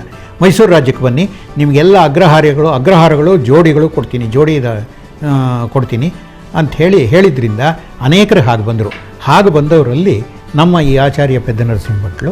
ಅವರು ಬಂದವರಿಗೆ ಆ ಹೆಗ್ನಹಳ್ಳಿ, ಅವರು ಬಂದಿದ್ದು ಹೆಗ್ನಹಳ್ಳಿಗಲ್ಲ, ಅವರೊಂದು ಸಣ್ಣ ಹಳ್ಳಿಗೆ ಬಂದರು. ಆಗ ಅದಕ್ಕೇನು ಹೆಸರಿತ್ತೋ ಗೊತ್ತಿಲ್ಲ, ಆ ಕಾಲದ ಹೆಸರು. ಅಲ್ಲಿಗೆ ಬಂದು ಅವರು ಯಜ್ಞ ಮಾಡಿಸಿದ್ರಿಂದ ಅದು ಯಜ್ಞಹಳ್ಳಿ ಆಯಿತು. ಅದು ಕಾಲಕ್ರಮೇಣ ಜನಗಳ ಬಾಯಲ್ಲಿ ಹೆಗ್ನಹಳ್ಳಿ ಆಗಿದೆ, ಅಪಭ್ರಂಶವಾಗಿದೆ, ಹೆಗ್ನಹಳ್ಳಿ ಆಗಿದೆ. ಅದು ಅಲ್ಲದೆ ತಪ್ಪು ಕಲ್ಪನೆಯೂ ಬರುತ್ತೆ. ಹೆಗ್ಗಣ ಅಂತಂದರೆ ಮುಖ್ಯಸ್ಥ ಅನ್ನ, ಆ ಅರ್ಥದಲ್ಲಿ ಬಂದಿಲ್ಲ ಅದು. ಹೆಗ್ಗಣ ಅಂದರೆ ಗೊತ್ತಿದೆಯಲ್ಲ, ದೊಡ್ಡ ಇಲಿ, ಹೆಗ್ಗಣ, ಅದು ಆ ಹೆಗ್ನಹಳ್ಳಿ ಆಗಿಬಿಟ್ಟಿದೆ. ಅದೇ ದುರದೃಷ್ಟ. ಹಾಗೆ ಅವರು ಬಂದು ಅಲ್ಲಿ ನೆಲೆಸಿ, ಅದಾದ ಮೇಲೆ ನಮ್ಮ ತಂದೆ ನರಸಿಂಹ ಭಟ್ರು, ಅವರು ನರಸಿಂಹ ಭಟ್ರೇನೆ, ಅವರೊಂದು ಆ ತಲೆಮಾರಿನವರು ನಮ್ಮ ತೊಳಕನಹಳ್ಳಿ, ಮಾಸ್ತಿ ಹತ್ರ ತೊಳಕನಹಳ್ಳಿ ಅಂತಿದೆ. ಆ ತೊಳಕನಹಳ್ಳಿಲಿದ್ದ ಅಲ್ಲೊಬ್ಬ ಇದೇ ಥರ ನಮಗೆ ಜೋಡಿ ಕೊಟ್ಟ ಹಾಗೆ, ಜಹಗೀರ್ ಕೊಟ್ಟ ಹಾಗೇ ಅಲ್ಲಿ ಜೋಡಿ ಗ್ರಾಮ ಕೊಟ್ಟಿದ್ದರು. ಅದರ ಸಾಮಾನ್ಯವಾಗಿ ನಮ್ಮ ಪೂರ್ವಿಕರೆಲ್ಲನೂ ಅರ್ಚಕ ವೃತ್ತಿ, ಕವಿತ್ವ, ಔಷಧ ಕೊಡೋದು, ಅಂದರೆ ಆಯುರ್ವೇದದ ನಾಟಿ ಔಷಧಿ ಕೊಡೋದು, ಈ ಕೆಲಸ ಮಾಡ್ತಾಯಿದ್ದರು. ಹಾಗಾಗಿ ಅಲ್ಲಿ ಅವರಿಗೆ ತೊಳಕನಹಳ್ಳಿಲಿ ಜೋಡಿ ಗ್ರಾಮ ಇತ್ತು. ಅಲ್ಲಿಗೆ ಆ ನರಸಿಂಹ ಭಟ್ರ ಮಗ ಗೋಪಾಲ ಅನ್ನೋನು, ಗೋಪಾಲ ಅಂತಂದರೆ ಅವ್ರ ಗೋಪಾಲ ಅಲ್ಲ ಅವರ ಹೆಸರು, ಅವರು ನರಹರಿ ಅಂತ. ಅವರನ್ನು ಮದುವೆಯಾಗಿ ಅವರು ಮದುವೆಯಾಗಿ ಅವರನ್ನು ಅಲ್ಲಿದ್ದಂಥ ಭಾಗಮ್ಮ ಅನ್ನೋರನ್ನ ಮದುವೆಯಾಗಿ ಅಲ್ಲಿಗೆ ಮನೆ ಅಳಿನಾಗಿ ಹೋದರು. ಹಾಗಾಗಿ ನನ್ನ ಹೆಸರು ತೊಳಕನಹಳ್ಳಿ TG ಅಶ್ವತ್ಥನಾರಾಯಣ ಆಯಿತು. ಸೊ ನೀವು ಇಷ್ಟೆಲ್ಲ ವೃತ್ತಿ ಜೀವನ ಪ್ರವೃತ್ತಿ ಜೀವನದ ನಡುವೆ ನಿಮ್ಮ ಮನೆಯ ಸಂಸಾರದಲ್ಲಿ ಈಗ ನಿವೃತ್ತ ಜೀವನವನ್ನು ನಡೆಸ್ತಾ ಇದ್ದೀರಿ. ಈಗಲೂ ಕೂಡ ನೀವು ಒಂದು ಪತ್ರಿಕೆಗೆ ಕೆಲಸವನ್ನು ಮಾಡ್ತಾ ಇದ್ದೀರಿ, ದೆಹಲಿ ಪತ್ರಿಕೆ ಅಂತ ಹೇಳ್ಬಿಟ್ಟು, ದೆಹಲಿ ವಾರ್ತೆ ಅಂತ. ಈಗಲೂ ಕೂಡ ಬಿಡುವಿಲ್ಲದಾಗೆ ನೀವು ಈ ಭಾನುವಾರ ಪತ್ರಿಕೆಗೆ ಅಂಕಣಗಳನ್ನು ಬರೀತಾ ಇದ್ದೀರಿ. ನೀವು ಈಗ ನಿಮ್ಮ ವೃತ್ತಿಯ ಬದುಕಿನ ಬಗ್ಗೆ ಏನು ಹೇಳಲಿಕ್ಕೆ ಇಷ್ಟಪಡ್ತೀರಿ? ಬಹಳ ಸಂತೋಷವಾಗಿದ್ದೀನಿ. ಆ ಅಶ್ವತ್ಥ ಪ್ರದಕ್ಷಿಣೆಯಲ್ಲಿ ಬರೆದ ಹಾಗೇನೇ ಈ 70ನೇ ವರ್ಷದವರೆಗೆ ಸುತ್ತುಗಳು ಹಾಕ್ತಾನೇ ಇದ್ದೀನಿ. ಇನ್ನೂ ಅಷ್ಟು ದೇವರು ಪುಣ್ಯಕ್ಕೆ ಆರೋಗ್ಯ ಕೊಟ್ಟಿರೋದ್ರಿಂದ ಇನ್ನೂ ಎಷ್ಟು ಬೇಕಾದರೂ ಸುತ್ತುಗಳು ಹಾಕೋದಕ್ಕೆ ದೇವರು ಶಕ್ತಿ ಕೊಟ್ಟಿದ್ದಾನೆ. ಹಾಕ್ತೀನಿ, ಏನೂ ಯೋಚನೆ ಇಲ್ಲ. ವೃತ್ತಿ ಜೀವನದಲ್ಲಿ ಸಕ್ರಿಯನಾಗಿರೋದಕ್ಕೆ ನನಗೆ ಯಾವಾಗಲೂ ಇಷ್ಟ. ನೀವು ಹಲವಾರು ವರ್ಷಗಳ ಕಾಲ ಅಂದರೆ 3 ದಶಕಗಳಿಗೂ ಹೆಚ್ಚು ಕಾಲ ಪತ್ರಿಕೋದ್ಯಮದಲ್ಲಿದ್ದಿರಿ. ನಿಮಗೆ ಚಲನಚಿತ್ರ ಸಾಹಿತ್ಯಕ್ಕೆ ನಿಮಗೆ ಪ್ರಶಸ್ತಿ ಬಂತೆ ಹೊರತು ನಿಮ್ಮ ಪತ್ರಿಕೋದ್ಯಮದಲ್ಲಿ ನಿಮ್ಮ ವೃತ್ತಿ ಜೀವನವನ್ನು ಯಾರೂ ಗುರುತಿಸಲಿಲ್ಲ. ನೀವು ದೆಹಲಿ ಪ್ರತಿನಿಧಿ ಆಗಿದ್ದರೂ ಕೂಡ ನಿಮ್ಗೆ ಯಾವುದೇ ರಾಜ್ಯದ ಮಟ್ಟದ ಅಥವಾ ಅಕಾಡೆಮಿಯ ಪ್ರಶಸ್ತಿಗಳು ಬರಲಿಲ್ಲ. ಇದಕ್ಕೆ ನಿಮಗೆ ನೋವು ಅಂತ ಅನ್ಸಲ್ವಾ? ಖಂಡಿತ ಇಲ್ಲ. ಈಗ ಪ್ರಶಸ್ತಿಗಳು ಕೊಡ್ತಾ ಇರೋ ರೀತಿ ನೋಡಿದರೆ ಅಸಹ್ಯ ಆಗುತ್ತೆ. ಆ ಪ್ರಶಸ್ತಿ ದೂರ ಅಶ್ವತ್ಥನಾರಾಯಣ ಅವರೇ, ಕೊನೆಯದಾಗಿ ನಮ್ಮ ವೀಕ್ಷಕರಿಗೆ ಏನು ಹೇಳಲಿಕ್ಕೆ ನೀವು ಇಷ್ಟಪಡ್ತೀರಿ? ವೀಕ್ಷಕರಿಗೆ ಹೇಳೋವಂಥದ್ದು ಏನಪ್ಪ ಅಂತಂದರೆ, ವೀಕ್ಷಕರಲ್ಲಿ ನಾನು ಮುಖ್ಯವಾಗಿ ಪತ್ರಕರ್ತರಿಗೆ ಹೇಳ್ತೀನಿ, ನಿಮ್ಮ ಭಾಷೆನ ತಿದ್ದುಕೊಳ್ಳಿ. ನನಗೆ ಬಹಳ ಹಿಂಸೆ ಆಗುತ್ತೆ. ಈ ಮುಖ್ಯವಾಗಿ ಎಲೆಕ್ಟ್ರಾನಿಕ್ ಮಾಧ್ಯಮದಲ್ಲಿ ಅವರು ಸುದ್ದಿ ಓದೋ ರೀತಿ, ಹೇಳೋ ರೀತಿ, ಕ್ರಮ, ಭಾಷೆ ಕೇಳೋದಕ್ಕೆ ಕರ್ಣ ಕಠೋರ. ಅದು ಯಾವ ಮಟ್ಟಕ್ಕೆ ಬಂದುಬಿಟ್ಟಿದೆ ಅಂತಂದರೆ, ಅಫ್ಕೋರ್ಸ್ ಅದು ಮುಂಚೆಯಿಂದಲೂ ಬಂದಿತ್ತದು ಈ ಜಾಹೀರಾತುಗಳಲ್ಲಿ. ಆ ಜಾಹೀರಾತುಗಳ ಮಟ್ಟಕ್ಕೆ ಪತ್ರಿಕೆ ಇದು ಸುದ್ದಿಯನ್ನು ಓದ್ತಾರೆ. ಅದನ್ನು ಜನ ಕೇಳಿ ಸಹಿಸ್ತಾರಲ್ಲ, ಅದು ನಮ್ಮ ದುರದೃಷ್ಟ. ಆ ಜನ ಪ್ರತಿಭಟನೆ ಮಾಡಬೇಕು. ಸರಿಯಾಗಿ ಭಾಷೆ ಕಲ್ತ್ಕೊಂಡು ಬಂದು ಕೆಲಸ ಮಾಡ್ರಯ್ಯ ಅಂತ ಹೇಳಬೇಕು. ಅದನ್ನು ನಾನು ಹೇಳ್ತೀನಿ. ನಮ್ಮ ಪತ್ರಕರ್ತರು ಮುಖ್ಯವಾಗಿ ಭಾಷೆನ ತಿದ್ಕೋಬೇಕು. ಇಷ್ಟು ಹೊತ್ತು ನಮ್ಮ ಜೊತೆಗೆ ತಮ್ಮ ಮನದಾಳದ ಮಾತುಗಳನ್ನಾಡಿದಂಥ ಅಶ್ವತ್ಥನಾರಾಯಣ ಅವರಿಗೆ ನಾವು ವಂದನೆಗಳನ್ನು ಅರ್ಪಿಸ್ತಿದ್ವಿ. ಇಂಥ ವಿಶಿಷ್ಟ ವ್ಯಕ್ತಿತ್ವದ ಅಶ್ವತ್ಥ ನಾರಾಯಣರವರ ಜೊತೆ ಸಹ ಬಾಳ್ವೆ ನಡೆಸಿರುವ ಅವರ ಪತ್ನಿ ಅವರಲ್ಲದೆ ಮತ್ತೆ ಯಾರು ಹೆಚ್ಚಿಗೆ ಹೇಳಲು ಸಾಧ್ಯ? ಇವ್ರಿಗೆ ಮೊದಲಿಂದಲೂ ಸಿನಿಮಾ ಹುಚ್ಚು. ಸಿನಿಮಾಗಳು ನೋಡೋದಾಗಲಿ, ಮತ್ತು ಪ್ರೆಸ್ ಶೋಗಳಿಗೆ ಹೋಗೋದಾಗಲಿ, ಪ್ರೆಸ್ ಶೋಗಳಿಗೂ ಸುಮಾರು ಶೋಗಳಿಗೆ ನನ್ನನ್ನು ಕರ್ಕೊಂಡು ಹೋಗ್ತಾಯಿದ್ರು ಫಸ್ಟ್ ಡೇ. ಆಮೇಲೆ ಇವರು ಅಷ್ಟೇ, ನೈಟ್ ಶಿಫ್ಟು, ಡೇ ಶಿಫ್ಟು ಏನು ಅಂದಿರ ಅಷ್ಟು ದುಡಿಯೋದು ಯಾವಾಗ ನೋಡಿದ್ರು ದುಡಿಯೋದೆ.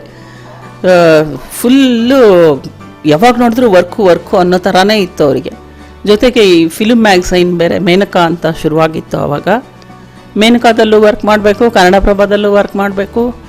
ಬೆಳಗ್ಗೆ ಇದ್ದರೆ ಮನಸ್ಸು ಬಂದರೆ ಡಬ್ಬಿ ತೊಗೊಂಡು ಹೋಗೋದು, ಇಲ್ಲಾಂದರೆ ಹಾಗೆ ಹೊರಟೋಗೋದು.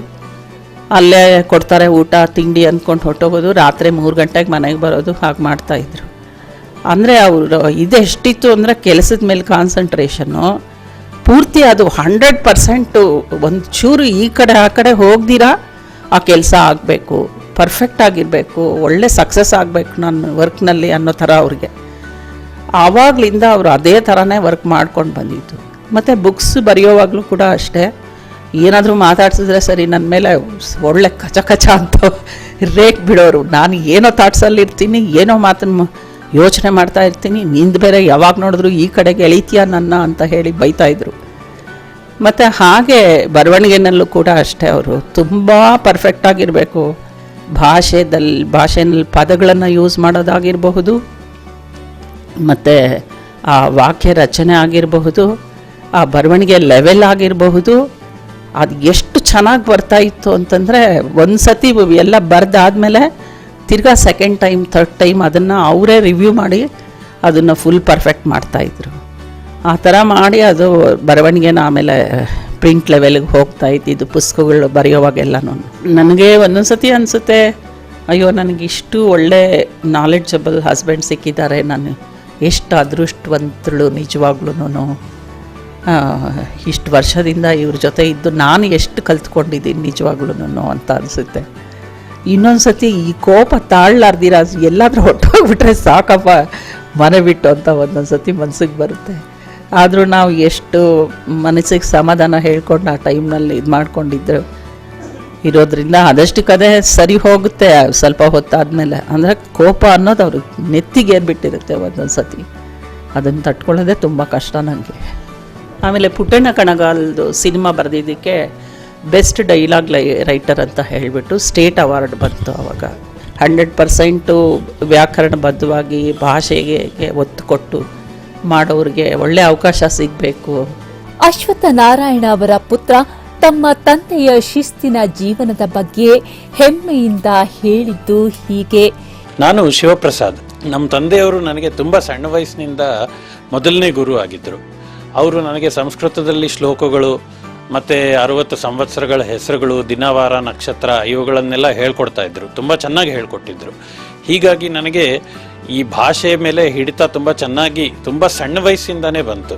ನಾನು ಇದನ್ನೆಲ್ಲ ಯಾವ ರೀತಿ ಹೇಳ್ತಾ ಇದ್ದೆ ಅಂತಂದರೆ, ಆ 1.5 ವರ್ಷದ ಮಗು ಆಗಿದ್ದಾಗಲೇ ನೋಡಿದವರೆಲ್ಲನೂ ತುಂಬ ಆಶ್ಚರ್ಯ ಪಡೋರು. ಇಷ್ಟು ಸಣ್ಣ ಮಗು ಇಷ್ಟು ಚೆನ್ನಾಗಿ ಅದು ಹೇಗೆ ಸಾಧ್ಯ ಇದನ್ನೆಲ್ಲ ಹೇಳೋಕೆ ಅಂತ. ಆ ರೀತಿ ಅವರು ನನಗೆ ಮುಂಚೆಯಿಂದ ತುಂಬಾ ಭಾಷೆ ಮೇಲೆ ತರಬೇತಿ ಕೊಡ್ತಾ, ಕನ್ನಡ, ಸಂಸ್ಕೃತ ಈ ಎರಡೂ ಭಾಷೆಗಳ ಬಗ್ಗೆ ಮಾಹಿತಿ ಕೊಟ್ಟು ನನಗೆ ತುಂಬಾ ಚೆನ್ನಾಗಿ ಅಭ್ಯಾಸ ಮಾಡಿಸಿದ್ರು. ನಾನು ಮತ್ತು ನನ್ನ ತಂಗಿಗೆ ಅವರು ಇಂಗ್ಲೀಷ್ ಭಾಷೆಯಲ್ಲೂ ಕೂಡ ಗ್ರಾಮರ್ ಹೇಳ್ಕೊಡ್ತಾ ಬರ್ತಾಯಿದ್ರು. ತುಂಬ ಸಣ್ಣ ವಯಸ್ಸಲ್ಲಿ ನಾವಿಬ್ಬರೂ ಸ್ಕೂಲಲ್ಲಿ ಇದ್ದಾಗಲಿಂದ ನಮಗೆ ಇಂಗ್ಲೀಷ್ ಭಾಷೆಯಲ್ಲಿ ಗ್ರಾಮರು ಇದನ್ನೆಲ್ಲ ಭಾಳ ಚೆನ್ನಾಗಿ ಹೇಳ್ಕೊಡ್ತಾ ಬಂದಿದ್ದರು. ಸೊ ಹಾಗಾಗಿ ನಮಗೆ ಮೊದಲಿಂದ ಈ ಕನ್ನಡ ಮತ್ತು ಇಂಗ್ಲೀಷು ಈ ಎರಡೂ ಭಾಷೆಗಳ ಮೇಲೆ ತುಂಬಾ ಒಳ್ಳೆ ಹಿಡಿತಾ ಬಂತು. ಅವರು ನನಗೆ ಭಾಷೆ ಹೇಳ್ಕೊಟ್ಟಿರೋ ರೀತಿ ಯಾವ ಮಟ್ಟಕ್ಕೆ ಹೇಳ್ಕೊಟ್ಟಿದ್ರು ಅಂತಂದರೆ, ನಾನು ವೃತ್ತಿ ಜೀವನದಲ್ಲಿ ನಾನು ಬರೆಯೋ ಇಮೇಲ್ಗಳಲ್ಲಿ ನಾನು ಉಪಯೋಗಿಸೋ ಪದಗಳು, ನಾನು ಉಪಯೋಗಿಸೋ ಭಾಷೆ, ಅದನ್ನು ನನ್ನ ಜೊತೆ ಕೆಲಸ ಮಾಡೋರೆಲ್ಲನೂ ತುಂಬಾ ಮೆಚ್ಕೊಳ್ತಾರೆ. ಹಾಗೆ ನಾನು ಹೊರಗಡೆ ಏನಾದರೂ ಮಾತಾಡಬೇಕಾಗಿ ಬಂದರೆ ನಾನು ಮಾತಾಡೋ ರೀತಿಯಲ್ಲಿ ನಾನು ಉಪಯೋಗಿಸೋ ಪದಗಳ ಬಗ್ಗೆ ತುಂಬಾ ಮೆಚ್ಚುಗೆ ಎಲ್ಲರೂ ವ್ಯಕ್ತಪಡಿಸ್ತಾರೆ. ಸೊ ಹೀಗಾಗಿ ಅವರು ನನಗೆ ಹಾಕ್ಕೊಟ್ಟಿರೋ ಮಾದರಿ ಎಲ್ಲ ರೀತಿಯಲ್ಲೂ ಒಂದು ಶಿಸ್ತಿನಿಂದ ಊಟ ಮಾಡೋದ್ರಿಂದ ಹಿಡಿದು ಒಂದು ಸರಿಯಾಗಿ ಕೂತ್ಕೊಂಡು ಯಾವ ರೀತಿ ಊಟ ಮಾಡಬೇಕು ಅದರಿಂದ ಹಿಡಿದು ಪ್ರತಿಯೊಂದು ಜೀವನದಲ್ಲಿ ಪ್ರತಿಯೊಂದು ವಿಷಯದಲ್ಲೂ ಅವ್ರು ನನಗೆ ಕೊಟ್ಟಿರೋ ತರಬೇತಿ ನನಗೆ ಈಗಲೂ ಕೂಡ ನನಗೆ ತುಂಬಾ ಸಹಾಯ ಮಾಡ್ತಾ ಇದೆ. ಜೀವನದಲ್ಲಿ ಯಾವ ರೀತಿ ಧೈರ್ಯವಾಗಿ ಎಂಥದ್ದೇ ಪರಿಸ್ಥಿತಿ ಬಂದ್ರೂ ಅದನ್ನು ಎದುರಿಸಬೇಕು ಅನ್ನೋದನ್ನು ನಮ್ಮ ತಂದೆಯವರು ತುಂಬ ಚೆನ್ನಾಗಿ ನಮಗೆ ಹೇಳ್ಕೊಟ್ಟಿದ್ದಾರೆ.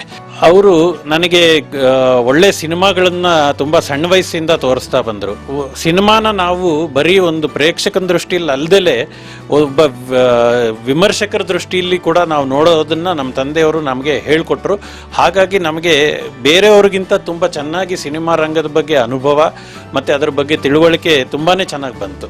ತುಂಬು ಕುಟುಂಬದಲ್ಲಿ ವಿಶ್ರಾಂತ ಜೀವನ ನಡೆಸುತ್ತಿರುವ ಟಿಜಿಎ ಅವರಿಗೆ ತಮ್ಮ ಮಕ್ಕಳು, ಮೊಮ್ಮಕ್ಕಳು, ಸೊಸೆ, ಅಳಿಯಂದಿರ ಬಗ್ಗೆಯೂ ಅಷ್ಟೇ ವಿಶ್ವಾಸ, ಪ್ರೀತಿ, ಮಮತೆ, ಮಮಕಾರವಿದೆ.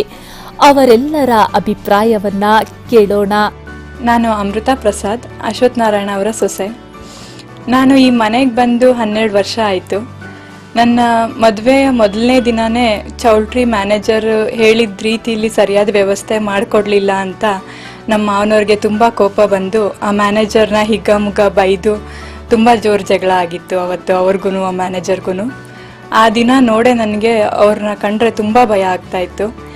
ಅವ್ರ ಕೋಪ, ಅವ್ರು ಮಾತಾಡೋ ರೀತಿ ನೋಡಿ ನನಗೆ ಅವ್ರ ಜೊತೆ ಮಾತಾಡೋಕ್ಕೆ ತುಂಬ ಹೆದರ್ತಾ ಇದ್ದೆ ನಾನು. ಬಟ್ ನನ್ನ ಹಸ್ಬೆಂಡ್ ಹೇಳ್ತಾ ಇದ್ರು, ನೀನು ನೋಡ್ತಾ ಇರೋದು 90% ಕಮ್ಮಿ ಆಗಿರೋ ಕೋಪ ಅಂತ. ಬಟ್ ಆ 10% ಕೋಪನೇ ನನಗೆ ತುಂಬ ಭಯಾನಕರ ಅನ್ನಿಸ್ತಾ ಇತ್ತು. ಸುಮಾರು 2 ವರ್ಷ ತಗೊಂತು ನನಗೆ ಅವ್ರ ಹತ್ರ ಸರಿಯಾಗಿ ಮಾತಾಡೋಕ್ಕೆ. ನನ್ನ ಮದುವೆ ಆಗಿ 2 ವರ್ಷ ಆದಮೇಲೆ ನನ್ನ ಮಗ ಹುಟ್ಟಿದ ನಂತರ ಅವರಲ್ಲೂ ಒಂದು ಮಗು ಅಂತ ಮನಸ್ಸಿದೆ ಅಂತ ನನಗೆ ಗೊತ್ತಾಯಿತು. ಎಷ್ಟು ಬೇಗ ಕೋಪನ ಹೊರಗಡೆ ಅವರು ವ್ಯಕ್ತಪಡಿಸ್ತಾರೋ ಅಷ್ಟೇ ಆಳವಾಗಿ ಪ್ರೀತಿನ ಒಳಗಿಟ್ಕೊಂಡಿರ್ತಾರೆ ಅಂತ ನನಗೆ ಅರ್ಥ ಆಯಿತು. ಅವನ ಜೊತೆ ಅವ್ರ ಒಡನಾಟ, ಅವನ ಜೊತೆ ಆಡ್ತಾ ಇದ್ದಿದ್ದು, ಅವನಿಗೆ ಊಟ ಮಾಡಿಸ್ತಾ ಇದ್ದಿದ್ದು, ಪ್ರತಿಯೊಂದರಲ್ಲೂ ನನಗೆ ಅವ್ರಿಗೆ ಇಷ್ಟು ಅವ್ರಿಗೆ ಸಹನೆ ಇದೆ, ಪ್ರೀತಿ ಇದೆ ಅಂತ ಅರ್ಥ ಆಗಿದ್ದೆ ಆವಾಗ. ಸಾಮಾನ್ಯವಾಗಿ ಯಾವುದೇ ಮಗು ಆಗಲಿ ಮೊದಲು ಮಾತಾಡೋದು ಅಮ್ಮ ಅಂತ, ಆದರೆ ನನ್ನ ಮಗ ಫಸ್ಟು ತಾತ ಅಂತ ಹೇಳ್ದ. ಪ್ರತಿಯೊಂದು ಕೆಲಸದಲ್ಲೂ ತುಂಬ ಶ್ರದ್ಧೆ ಅವ್ರಿಗೆ. ತುಂಬ ಚೆನ್ನಾಗಿ ಅಡುಗೆ ಮಾಡ್ತಾರೆ. ಸೊ ಎಷ್ಟೊಂದು ಅಡುಗೆಗಳನ್ನ ನಾನು ಅವರಿಂದನೇ ಕಲ್ತಿದ್ದು. ಆ್ಯಂಡ್ ಪ್ರತಿಯೊಂದು ತರಕಾರಿನೂ ಹೇಗೆ ಹೆಚ್ಚಬೇಕು ಅಂತಲೂ ಅವರೇ ನನಗೆ ಹೇಳ್ಕೊಟ್ಟಿದ್ದು. ಆ್ಯಂಡ್ ಈಗಲೂ ಪ್ರತಿ ಭಾನುವಾರ ಮಸಾಲೆ ದೋಸೆ ಪ್ರೋಗ್ರಾಮ್ ನಮ್ಮ ಮನೆಯಲ್ಲಿ. ಪ್ರತಿಯೊಬ್ಬರಿಗೂ ಮನೆಯವ್ರಿಗೆಲ್ಲರಿಗೂ ಮಸಾಲೆ ದೋಸೆ ಈಗಲೂ ಅವರೇ ಮಾಡಿಕೊಡೋದು. ನಮ್ಮ ಮಾವ ಮನೇಲಿದ್ದಾರೆ ಅಂದರೆ ಒಂಥರ ಗೂಗಲ್ ಇದ್ದಂಗೆ ಅವರು ನಮ್ಮ ಮನೇಲಿ. ಎಷ್ಟೋ ಕಷ್ಟವಾದ ಪದಗಳನ್ನೂ ಕೂಡ ಅವರು ಡಿಕ್ಷನರಿ ನೋಡ್ದಲ್ಲೇ Kannada to English, English to Kannada ಅವರು ಅಷ್ಟು ಸರಾಗವಾಗಿ ಅವ್ರದ್ದು ಹೇಳ್ತಾ ಇದ್ರು. ಅಷ್ಟು ಅವ್ರಿಗೆ ಜ್ಞಾಪಕ ಶಕ್ತಿ ಆ್ಯಂಡ್ ಅವರ ಜ್ಞಾನ ಭಂಡಾರ ಅಷ್ಟು ವಿಸ್ತಾರವಾಗಿತ್ತು. ಆ್ಯಂಡ್ ಆಮೇಲೆ ಸುಮಾರು ಪ್ರೆಸ್ ಕ್ಲಬ್ ಫಂಕ್ಷನ್ಸ್ ಆಗಲಿ ಅಥವಾ ಗೌರಿಶಂಕರ್ ಅವರ ಪುಸ್ತಕ ಬಿಡುಗಡೆ ಆಗಲಿ ಸುಮಾರು ಫಂಕ್ಷನ್ಸ್ಗೆ ನಮ್ಮನ್ನೆಲ್ಲ ಕರ್ಕೊಂಡು ಹೋಗ್ತಾ ಇದ್ರು. ಯಾವುದೋ ಒಂದು ಪುಸ್ತಕ ಬಿಡುಗಡೆ ಸಮಾರಂಭದಲ್ಲಿ ಅರಡುಮಲ್ಲಿಗೆ ಪಾರ್ಥಸಾರಥಿ ಅವರು ಈ ಥರ ಹೇಳಿದ್ರು, ಗಾಂಧಿನಗರದ ವಿಷಯ ಬಂದರೆ ಅಶ್ವಥ್ ನಾರಾಯಣ ಅವರು ಪದಗಳಿಂದನೇ ಬೆಂಕಿ ಹಚ್ಚಿ ಬರಿತಾ ಇದ್ರು ಅಂತ. ಸೊ ಅಷ್ಟು ತೀಕ್ಷ್ಣವಾಗಿ ಅವರ ಬರವಣಿಗೆ ಇತ್ತು ಅಂತ ಒಂದು ಸಂದರ್ಭದಲ್ಲಿ ಅವ್ರು ಹೇಳ್ತಾ ಇದ್ರು. ಅವರು ಬರವಣಿಗೆಯಲ್ಲಿ ಇಷ್ಟೊಂದು ಸಾಧನೆ ಮಾಡಿದ್ದಾರೆ, ಇದು ಇಲ್ಲಿಗೆ ನಿಲ್ಬಾರ್ದು, ಮುಂದಿನ ಪೀಳಿಗೆ ಅವರು ಇದನ್ನ ಮುಂದುವರಿಸ್ಕೊಂಡು ಹೋಗ್ಬೇಕು ಅನ್ನೋದು ನನಗೆ ತುಂಬಾ ಆಸೆ ಇತ್ತು. ಆ ಆಸೆನ ಈಗ ಮೊಮ್ಮಗಳು ಅದನ್ನ ನೆರವೇರಿಸಿದಾಳೆ. ಅವಳು ಬರ್ದಿರೋ 2-3 ಕವನಗಳು ಅಮೆರಿಕದಲ್ಲಿ ಪಬ್ಲಿಷ್ ಆಗಿದೆ ಅಂತ ಈ ಟೈಮಲ್ಲಿ ಹೇಳಕ್ ನಾನು ತುಂಬಾ ಹೆಮ್ಮೆ ಪಡ್ತೀನಿ. ನಾನು ಅಶ್ವತ್ಥ ನಾರಾಯಣ ಅವರ ಮೊಮ್ಮಗ ಆದರ್ಶ್ ಅಂತ. ನಾನು ನಮ್ಮ ತಾತ ಮಾಡಿದ ಕೆಲಸಗಳ ಬಗ್ಗೆ ತುಂಬ ಹೆಮ್ಮೆ ಪಡ್ತೀನಿ. ಅವರು ನನಗೆ ಚಿಕ್ಕ ವಯಸ್ಸಿನಲ್ಲಿದ್ದಾಗಲೇ ತುಂಬ ಸಂಸ್ಕೃತ ಶ್ಲೋಕಗಳು ಹೇಳಿಕೊಟ್ಟಿದ್ದಾರೆ. ಪುರಾಕವೀನಾಂ ಗಣನಾ ಪ್ರಸಂಗೆ ಕನಿಷ್ಠಿಕಾಧಿಷ್ಠಿತ ಕಾಳಿದಾಸಃ ಯದ್ಯಪಿ ತತ್ತುಲ್ಯ ಕವಿರಭಾವಾತ್ ಅನಾಮಿಕಾ ಸಾಲ್ತವತಿ ಬಭುವ ಎಂಬ ಸಂಸ್ಕೃತ ಪದ್ಯ, ತ್ಯಜೇದೇಕಂ ಕುಲಸ್ಯಾರ್ಥೆ ಗ್ರಾಮಸ್ಯಾರ್ಥೆ ಕುಲಂ ತ್ಯಜೇತ್, ಗ್ರಾಮಂ ಜನಪದಸ್ಯಾರ್ಥೆ ಆತ್ಮಾರ್ಥೆ ಪೃಥ್ವೀಂ ತ್ಯಜೇತ್ ಎಂಬುವ ಸಂಸ್ಕೃತ ಸುಭಾಷಿತ, ಅಕ್ಕಿಯೊಳಗನ್ನವನ್ನು ಮೊದಲಾರು ಕಂಡವನು, ಅಕ್ಕರದ ಬರಹಕ್ಕೆ ಮೊದಲಿಗನದಾರು, ಲೆಕ್ಕವಿರಿಸಿದ ಜಗತ್ತನ್ನಾದಿ ಬಂಧುಗಳ, ದಕ್ಕುವುದು ಜಸ ನಿನಗೆ ಮಂಕುತಿಮ್ಮ ಎಂಬುದ ಮಂಕುತಿಮ್ಮ ಕಗ್ಗ. ಅವರು ದೆಹಲಿ ವಾರ್ತೆಯಲ್ಲಿದ್ದಾಗ ನಾನು 2 ವರ್ಷದ ಮಗುವಾಗಿದ್ದೆ. ಅವರು ಮನೆಗೆ ಬರೋಷ್ಟೊತ್ತಿಗೆ ನಾನು ನಿದ್ದೆ ಮಾಡಿಬಿಟ್ಟಿದ್ದೆ.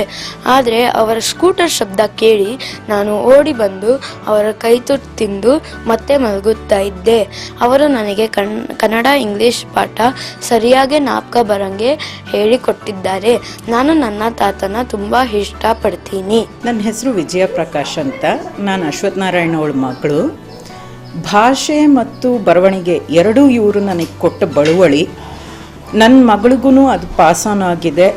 ನಾನು ಕೂಡ ಅಮೆರಿಕದಲ್ಲಿ ಏಷ್ಯನ್ ವಿಮೆನ್ಸ್ ಶೆಲ್ಟ್ರಲ್ಲಿ ವರ್ಕ್ ಮಾಡಿ ಅಲ್ಲಿನ ಕೇಸಸ್ನೆಲ್ಲ ಡಾಕ್ಯುಮೆಂಟ್ ಮಾಡಿ ಅದನ್ನು ಒಂದು ಪುಸ್ತಕದ ರೂಪಕ್ಕೂ ತರ್ತಾ ಇದ್ದೀನಿ. ನಮ್ಮ ತಂದೆ ಮೊದಲಿಂದನೂ ವ್ಯಾಕರಣದ ಮೇಲೆ ತುಂಬಾ ಇಂಪಾರ್ಟೆನ್ಸ್ ಕೊಡ್ತಿದ್ರು. ಮತ್ತು ಅವ್ರು ನಮಗೆ ಅದನ್ನು ಇಂಗ್ಲೀಷ್ ಆಗಲಿ ಕನ್ನಡ ಆಗಲಿ ಎರಡರದ್ದು ವ್ಯಾಕರಣ ಮತ್ತು ಓದು ಪುಸ್ತಕಗಳು ಸುಮಾರು ತರ್ತಿದ್ರು ಲೈಬ್ರರಿಯಿಂದ. ನಮ್ಮನ್ನು ಲೈಬ್ರರಿಗೆ ಯಾವಾಗಲೂ ಕರ್ಕೊಂಡು ಹೋಗ್ತಿದ್ರು. ಇದೆಲ್ಲನೂ ನಮಗೆ ಯಾವ ಥರ ಪರಿಣಾಮ ಬೀರ್ತು ಅಂತಂದರೆ ಪುಸ್ತಕದ ಬಗ್ಗೆ ಒಲವು, ಓದಿನ ಬಗ್ಗೆ ಒಲವು, ಭಾಷೆ ಬಗ್ಗೆ ಒಲವು, ಮತ್ತು ಇಂಗ್ಲೀಷ್ ಆಗಲಿ ಕನ್ನಡ ಆಗಲಿ ಯಾವುದು ಮೇಲು ಭಾಷೆ ಅಲ್ಲ, ಇನ್ಯಾವುದು ಕೀಳು ಅಲ್ಲ ಅನ್ನೋ ಒಂದು ಹಿರಿಮೆ, ಕನ್ನಡದ ಬಗ್ಗೆ ಒಂದು ಹಿರಿಮೆ, ಇವೆಲ್ಲನೂ ನಮ್ಮ ತಂದೆ ನಮಗೆ ಕೊಟ್ಟಿರೋ ಬಳುವಳಿ ಅಂತ ನಾನು ಹೇಳ್ಬೋದು. ನನಗೆ ಗೊತ್ತಿರೋ ಮಟ್ಟಿಗೆ ಅವ್ರು ಸೀರಿಯಲ್ಗೂ ಕೆಲಸ ಮಾಡ್ತಿದ್ರು, ಕನ್ನಡಪ್ರಭಕ್ಕೂ ಕೆಲಸ ಮಾಡ್ತಿದ್ರು, ಆಮೇಲೆ ಈ ಬುಕ್ಕನ್ನು ಟ್ರಾನ್ಸ್ಲೇಟ್ ಮಾಡ್ತಿದ್ರು. ಒಂಚೂರು ಪುರ್ಸತ್ತೆ ಇರ್ತಾ ಇರಲಿಲ್ಲ ಅವರಿಗೆ. ಅವಾಗಿನ್ನೂ ಹೈಸ್ಕೂಲ್ ಹುಡುಗಿ ನಾನು.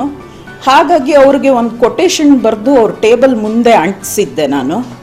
If wealth is last nothing is last, but if health is last everything is last ಅಂತ. ಅಷ್ಟು ನನಗೆ ತುಂಬ ಒಂಥರ ಮನಸ್ಸಲ್ಲಿ ಒಂಥರ ಕಳವಳಿ ಆಗಿತ್ತು. ಏನು ಆಗಬಹುದು, ಇವ್ರು ಈ ಥರ ಕೆಲಸ ಮಾಡ್ತಾ ಇದ್ರೆ, ನಿದ್ದೆ ಇಲ್ಲದೆ ಊಟ ಇಲ್ಲದೆ ಟೈಮಿಗೆ ಸರಿಯಾಗಿ ಇಷ್ಟೊಂದು ಕೆಲಸ ಮಾಡ್ತಾ ಇದ್ದರೆ ಇವರು ಹೆಲ್ತ್ ಯಾವ ಥರ ಆರೋಗ್ಯದ ಮೇಲೆ ಇದು ಪರಿಣಾಮ ಬೀರಬಹುದು ಅಂತ ನನಗೆ ತುಂಬ ಹೆದರಿಕೆ ಆಗಿತ್ತು ಆವಾಗ. ಹಾಗಾಗಿ ದಿನ ಬೆಳಗ್ಗೆ ಎದ್ದು ಅವ್ರು ಹೊರಡೋಕ್ಕೆ ಮುಂಚೆ ಹೇಗೋ ಅಲ್ಲಿ ರೆಡಿ ಆಗ್ತಿದ್ರು, ಇದನ್ನೊಂದ್ಸಲ ಓದ್ಕೊಂಡು ಹೋಗಲಿ ಅಂತ ಹೇಳಿ ಅದನ್ನು ಅಂಟಿಸಿದ್ದೆ ಅವರಿಗೆ. ಆದರೂ ಅವ್ರೇನು ಅದನ್ನು ಸೀರಿಯಸ್ ಆಗಿ ತಗೊಳ್ಳಿಲ್ಲ. ಕೆಲಸ ಮಾಡೋಷ್ಟು ವರ್ಷಗಳು ಕೂಡ 1 ನಿಮಿಷ ಪುರ್ಸತ್ತಿಲ್ಲದೆ ತುಂಬಾ ಕಷ್ಟಪಟ್ಟು ಕೆಲಸ ಮಾಡಿದ್ದಾರೆ. ಅದು ಇವತ್ತವರಿಗೆ ಒಳ್ಳೆ ಹೆಸರು ತಂದುಕೊಟ್ಟಿದೆ. ನಾನು ಎಷ್ಟೋ ಕಡೆ ಎಲ್ಲೋ ಕ್ಯಾಲಿಫೋರ್ನಿಯಲ್ಲಿ ಕೂಡ ದೇವಸ್ಥಾನದಲ್ಲಿ 1-2 ಸಲ ಯಾರಿಗೋ ಪರಿಚಯ ಮಾಡಿಕೊಂಡಾಗ ಅವರ ಅಶ್ವಥ್ ನಾರಾಯಣ ನಮಗೆ ಗೊತ್ತು ಅಂತ ಅಂದರು. ಅದು ತುಂಬಾ ಖುಷಿ ಕೊಡ್ತು ನನಗೆ. ಅವ್ರ ಮಗಳು ಅಂತ ಹೇಳ್ಕೊಳಕ್ಕೆ ತುಂಬ ಹೆಮ್ಮೆ ಅನಿಸುತ್ತೆ ನನಗೆ. ನಮಸ್ಕಾರ, ನನ್ನ ಹೆಸರು ಪ್ರಕಾಶ್. ನಾನು ಶ್ರೀ ಅಶ್ವಥ್ ನಾರಾಯಣ ಅವರ ಅಳಿಯ. ನನಗೆ ನಮ್ಮ ಮಾವನ ಬಗ್ಗೆ ಏನು ಅನ್ಸೋದು ಅಂತಂದರೆ ಅವರ ನಿಷ್ಕಲ್ಮಶ ಪ್ರೀತಿ ನನ್ನ ಮಗಳು ಅಂದರೆ ಅಮೃತನ ಮೇಲಿರೋದು. ಅವ್ರ ಮೊಮ್ಮಗಳ ಮೇಲೆ. ಅವಳಿಗೆ ನನ್ನ ಮಗಳಿಗೆ 16 ವರ್ಷ ಆದರೂ ಕೂಡ ಅವಳು 1000 ಮೈಲಿ ದೂರ ಇದ್ದರೂ ಕೂಡ ಅವಳಿಗೆ ದಿವಸದಲ್ಲಿ ಒಂದ್ಸಲನಾರು ಅವ್ರ ಜೊತೆ ಮಾತಾಡದೆ ಹೋದರೆ ಅವಳ ಜೀವನ ಸಾಗೋದಿಲ್ಲ. ಸೊ ಅವ್ರ ಪರಿಣಾಮ ಎಷ್ಟಿದೆ ಅಂತಂದರೆ ಅವಳ ನೈತಿಕ ಮೌಲ್ಯಗಳು ಅಥವಾ ಅವಳದ್ದು ಮಾನಸಿಕ ಆರೋಗ್ಯದ ಮೇಲೆ ಅವ್ರು ತುಂಬಾ ಪರಿಣಾಮ ಬೀರಿದೆ. ಅದು ತುಂಬಾ ಅನುಕೂಲ ಆಗ್ತಾಯಿದೆ ನಮಗೆ. ಸೊ ಅವ್ರಿಗೆ 10 ಸಾಹಿತ್ಯಿಕ ಚಟುವಟಿಕೆಗಳ ನಡುವೆನೂ ಕೂಡ ಅವರು ನಮ್ಮ ಜೀವನದಲ್ಲಿ ಮುಂದೆ ಬರೋದಕ್ಕೆ ಅಥವಾ ಏನೇ ಕಷ್ಟಗಳಿದ್ರೂ ಅದನ್ನು ಪರಿಹಾರ ಮಾಡೋದಕ್ಕೆ ತುಂಬಾ ಸಹಾಯ ಮಾಡ್ತಾ ಇದ್ದಾರೆ, ತುಂಬ ಬೆನ್ನೆಲುಬಾಗಿ ನಿಂತಿದ್ದಾರೆ. ನಮ್ಮ ಮಾವನವರು ಕ್ಯಾಲಿಫೋರ್ನಿಯಾಕ್ಕೆ ನಮ್ಮ ಮನೆಗೆ ಬಂದಿದ್ದರು, ಒಂದು 6 ತಿಂಗಳು ಇದ್ದರು ಅಲ್ಲೇ. ಅವರಿಗೆ ಅದು ಹೊಸ ಜಾಗ, ಅದು ಹೊಸ ದೇಶ, ಹೊಸ ಜನರು, ಹೊಸ ಕಲ್ಚರ್ ಅಂತಿದ್ರೂ ಕೂಡ ಅವರು ಪ್ರತಿಯೊಂದನ್ನು ತಿಳ್ಕೊಳ್ಳೋ ಥರ ನೋಡಿದ್ರು. ಅವರು ಬಂದ ದಿವಸದಿಂದ ಇಳ್ದಾಗಿಂದ ಏರ್ಪೋರ್ಟಿಂದ ಮನೆಗೆ ಹೋಗೋದಾಗಲಿ, ಮನೆಯಲ್ಲಿ ಅಲ್ಲಿರೋ ಸಿಸ್ಟಮ್ ಆಗಲಿ ಅಥವಾ ಜನರ ಕಲ್ಚರ್ ಆಗಲಿ ಎಲ್ಲನೂ ನೋಡಿಬಿಟ್ಟು ಅವ್ರದ್ದೇ ಆದಂಥ ಅವರು ಹಳೆ ಕಾಲದಲ್ಲಿ ಯಾವ ಥರ ನಡೀತಾ ಇತ್ತು, ಈಗಿನ ಕಾಲದಲ್ಲಿ ಯಾವ ಥರ ಜನ ಇದೆ, ಅಮೇರಿಕಾದಲ್ಲಿ ಯಾವ ಥರ ನಡೀತಾ ಇದೆ ಜನರ ಬದುಕು, ಅದ್ರ ಬಗ್ಗೆ ಕಂಪೇರ್ ಮಾಡೋದಾಗಲಿ, ಯಾವ ಥರ ಚೇಂಜಸ್ ಆಗಿದೆ ಅನ್ನೋದಾಗಲಿ ಅದ್ರ ಬಗ್ಗೆ ಯೋಚನೆ ಮಾಡಿ ಅವರು ಪುಸ್ತಕ ಬರೀಬೇಕು ಅಂತ ಅಂದ್ಕೊಳ್ತಾ ಇದ್ರು. ಐ ಹೋಪ್ ಆ ಥರ ಅವ್ರೇನಾದರೂ ಬರೆದ್ರೆ it's going to be a really good book. ನಮ್ಮ ತಾತ ನನ್ನ ಲೈಫಲ್ಲಿ ಸಖತ್ ಇಂಪಾರ್ಟೆಂಟು.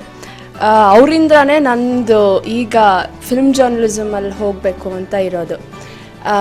ಹೀಸ್ ದ ಇನ್ಸ್ಪಿರೇಷನ್ ನನಗೆ ಬುಕ್ ಪಬ್ಲಿಷ್ ಅಂದರೆ ನನ್ನ ಪೋಯಮ್ ಪಬ್ಲಿಷ್ ಆಗಿರೋದು ಇದರಲ್ಲಿ. ಸೊ ಅವರು ನನ್ನಿಂದಲೇ ಅವರು US ಬಂದಿದ್ದು. ಅವ್ರಿಗೆ ಇಷ್ಟನೇ ಇರಲಿಲ್ಲ ಟ್ರಾವೆಲ್ ಮಾಡೋಕ್ಕೆ ಮತ್ತು ಫ್ಲೈಟಲ್ಲಿ ಅಷ್ಟೊತ್ತು ಕೂತಿರೋಕ್ಕೆ ಎಲ್ಲ. One of my life missions and ambition is to become a journalist and become like my tata. ಈ ಮನುಷ್ಯನ ಬಗ್ಗೆ ಹೇಳಬೇಕಾದ್ರೆ ಸ್ವಲ್ಪ ಸ್ವಾಭಿಮಾನ ಇದ್ದರೂ ಕೂಡ ಕೆಟ್ಟ ಅಭ್ಯಾಸಗಳಾಗಲಿ ಕೆಟ್ಟ ಅಭಿಪ್ರಾಯಗಳಾಗಲಿ ಆತನಲ್ಲಿ ಸುಳಿಯುವುದು ಸಾಧಾರಣವಾಗಿ ಅಸಾಧ್ಯ. ಆದರೆ ಈಗ ಈ ಪ್ರಪಂಚದಲ್ಲಿ ಅಂದರೆ ಸಾಹಿತ್ಯ ಪ್ರಪಂಚದಲ್ಲಿ ಮತ್ತು ವಾಟ್ ಯು ಕಾಲ್ ಮೀಡಿಯಾ ಪ್ರಪಂಚದಲ್ಲಿ ಆತನಿಗೆ ಬಹಳ ಹೆಚ್ಚು ದ್ವೇಷಿಗಳಿದ್ದರೂ ಕೂಡ ಆತನನ್ನು ಹಲವಾರು ಜನ ಮೆಚ್ಚುಪಡೆಯುವಂತಹ ಕೆಲಸ ಮಾಡಿದ್ದಾನೆ. ನಮ್ಮ ಎಂದರೆ ನಮ್ಮಣ್ಣನವರಿಗೆ ಅವಿಭಾಜ್ಯವಾದಂಥ ಭಾವನೆ, ಪೂಜ್ಯ ಭಾವನೆ. ಅವರು ಮಾಡಿದ ತ್ಯಾಗದ ಬಗ್ಗೆ ಇಂದಿಗೂ ಸಹ ನಮ್ಮಣ್ಣ ಭಾರವನ್ನು ಹೊಂದಿದ್ದಾರೆ. ಉತ್ತಮ ಜೀವನ ಮೌಲ್ಯಗಳನ್ನು ಬೆಳೆಸಿಕೊಳ್ಳಲು ಅದನ್ನು ನಮ್ಮ ಮಕ್ಕಳಿಗೂ ಸ್ವಲ್ಪ ಮಟ್ಟಿಗೆ ತಿಳಿ ಹೇಳಲು ನೆರವಾದವರು ನಮ್ಮಣ್ಣ. ಅಶ್ವತ್ಥನಾರಾಯಣರವರು ನನಗೆ ಪದವೀಧರನಾಗಲು ಎಷ್ಟೋ ಸಹಾಯ ಮಾಡಿದ್ರು. ಇದು ನನ್ನ ಪೊಲೀಸ್ ಡಿಪಾರ್ಟ್ಮೆಂಟಲ್ಲಿದ್ದು ರಿಟೈರ್ಡ್ ಆಗಿದ್ದೇನೆ. ನನ್ನ ಕಾರ್ಯತತ್ಪರತೆಯಲ್ಲಿ ಅವರು ಕೊಟ್ಟ ಮಾರ್ಗದರ್ಶನ ಮತ್ತು ಅವರ ಒಂದು ಬುದ್ಧಿವಾದ ಈಗಲೂ ನಾನು ನೆನೆಸ್ಕೊಳ್ಳುವಂಥದ್ದು ಆಗಿದೆ. ನಮಸ್ಕಾರ, ನಾನು TG ಅಶ್ವತ್ಥನಾರಾಯಣ ಅವ್ರ ತಮ್ಮ. ನನ್ನ ವಿಷಯಕ್ಕೆ ಹೇಳೋದಾದರೆ ಅಶ್ವತ್ಥನಾರಾಯಣ ಅವರು ನನ್ನ ಮೆಂಟರ್ ಅಂದರೆ ಒಂದು ರೀತಿಯಲ್ಲಿ ನನ್ನ ಗುರು. ಯಾಕೆ ಗುರು ಅಂತಂದರೆ ಇವತ್ತಿನ ದಿವಸ ನಾನು ಏನಾದರೂ ಆಗಿದ್ದೀನಿ, ಸ್ವಲ್ಪ ಕನ್ನಡ ಸ್ಪಷ್ಟವಾಗಿ ಮಾತಾಡ್ತೀನಿ, ಕೆಲವು ಕಡೆ ಬಿಗಿ ಇಲ್ಲದೆ ಭಾಷಣ ಮಾಡ್ತೀನಿ, ಚೆನ್ನಾಗಿ ವಿಷಯ ತಿಳ್ಕೊಂಡಿದ್ದೀನಿ, ಒಂದಷ್ಟು ಇಷ್ಟು ಓದ್ಕೊಂಡಿದ್ದೀನಿ ಅಂದರೆ ಅವರು ನನಗೆ ಮೊದಲು ಪರಿಚಯ ಮಾಡಿದಂತಹ ಕನ್ನಡ ಸಾಹಿತ್ಯವೇ ಮುಖ್ಯ.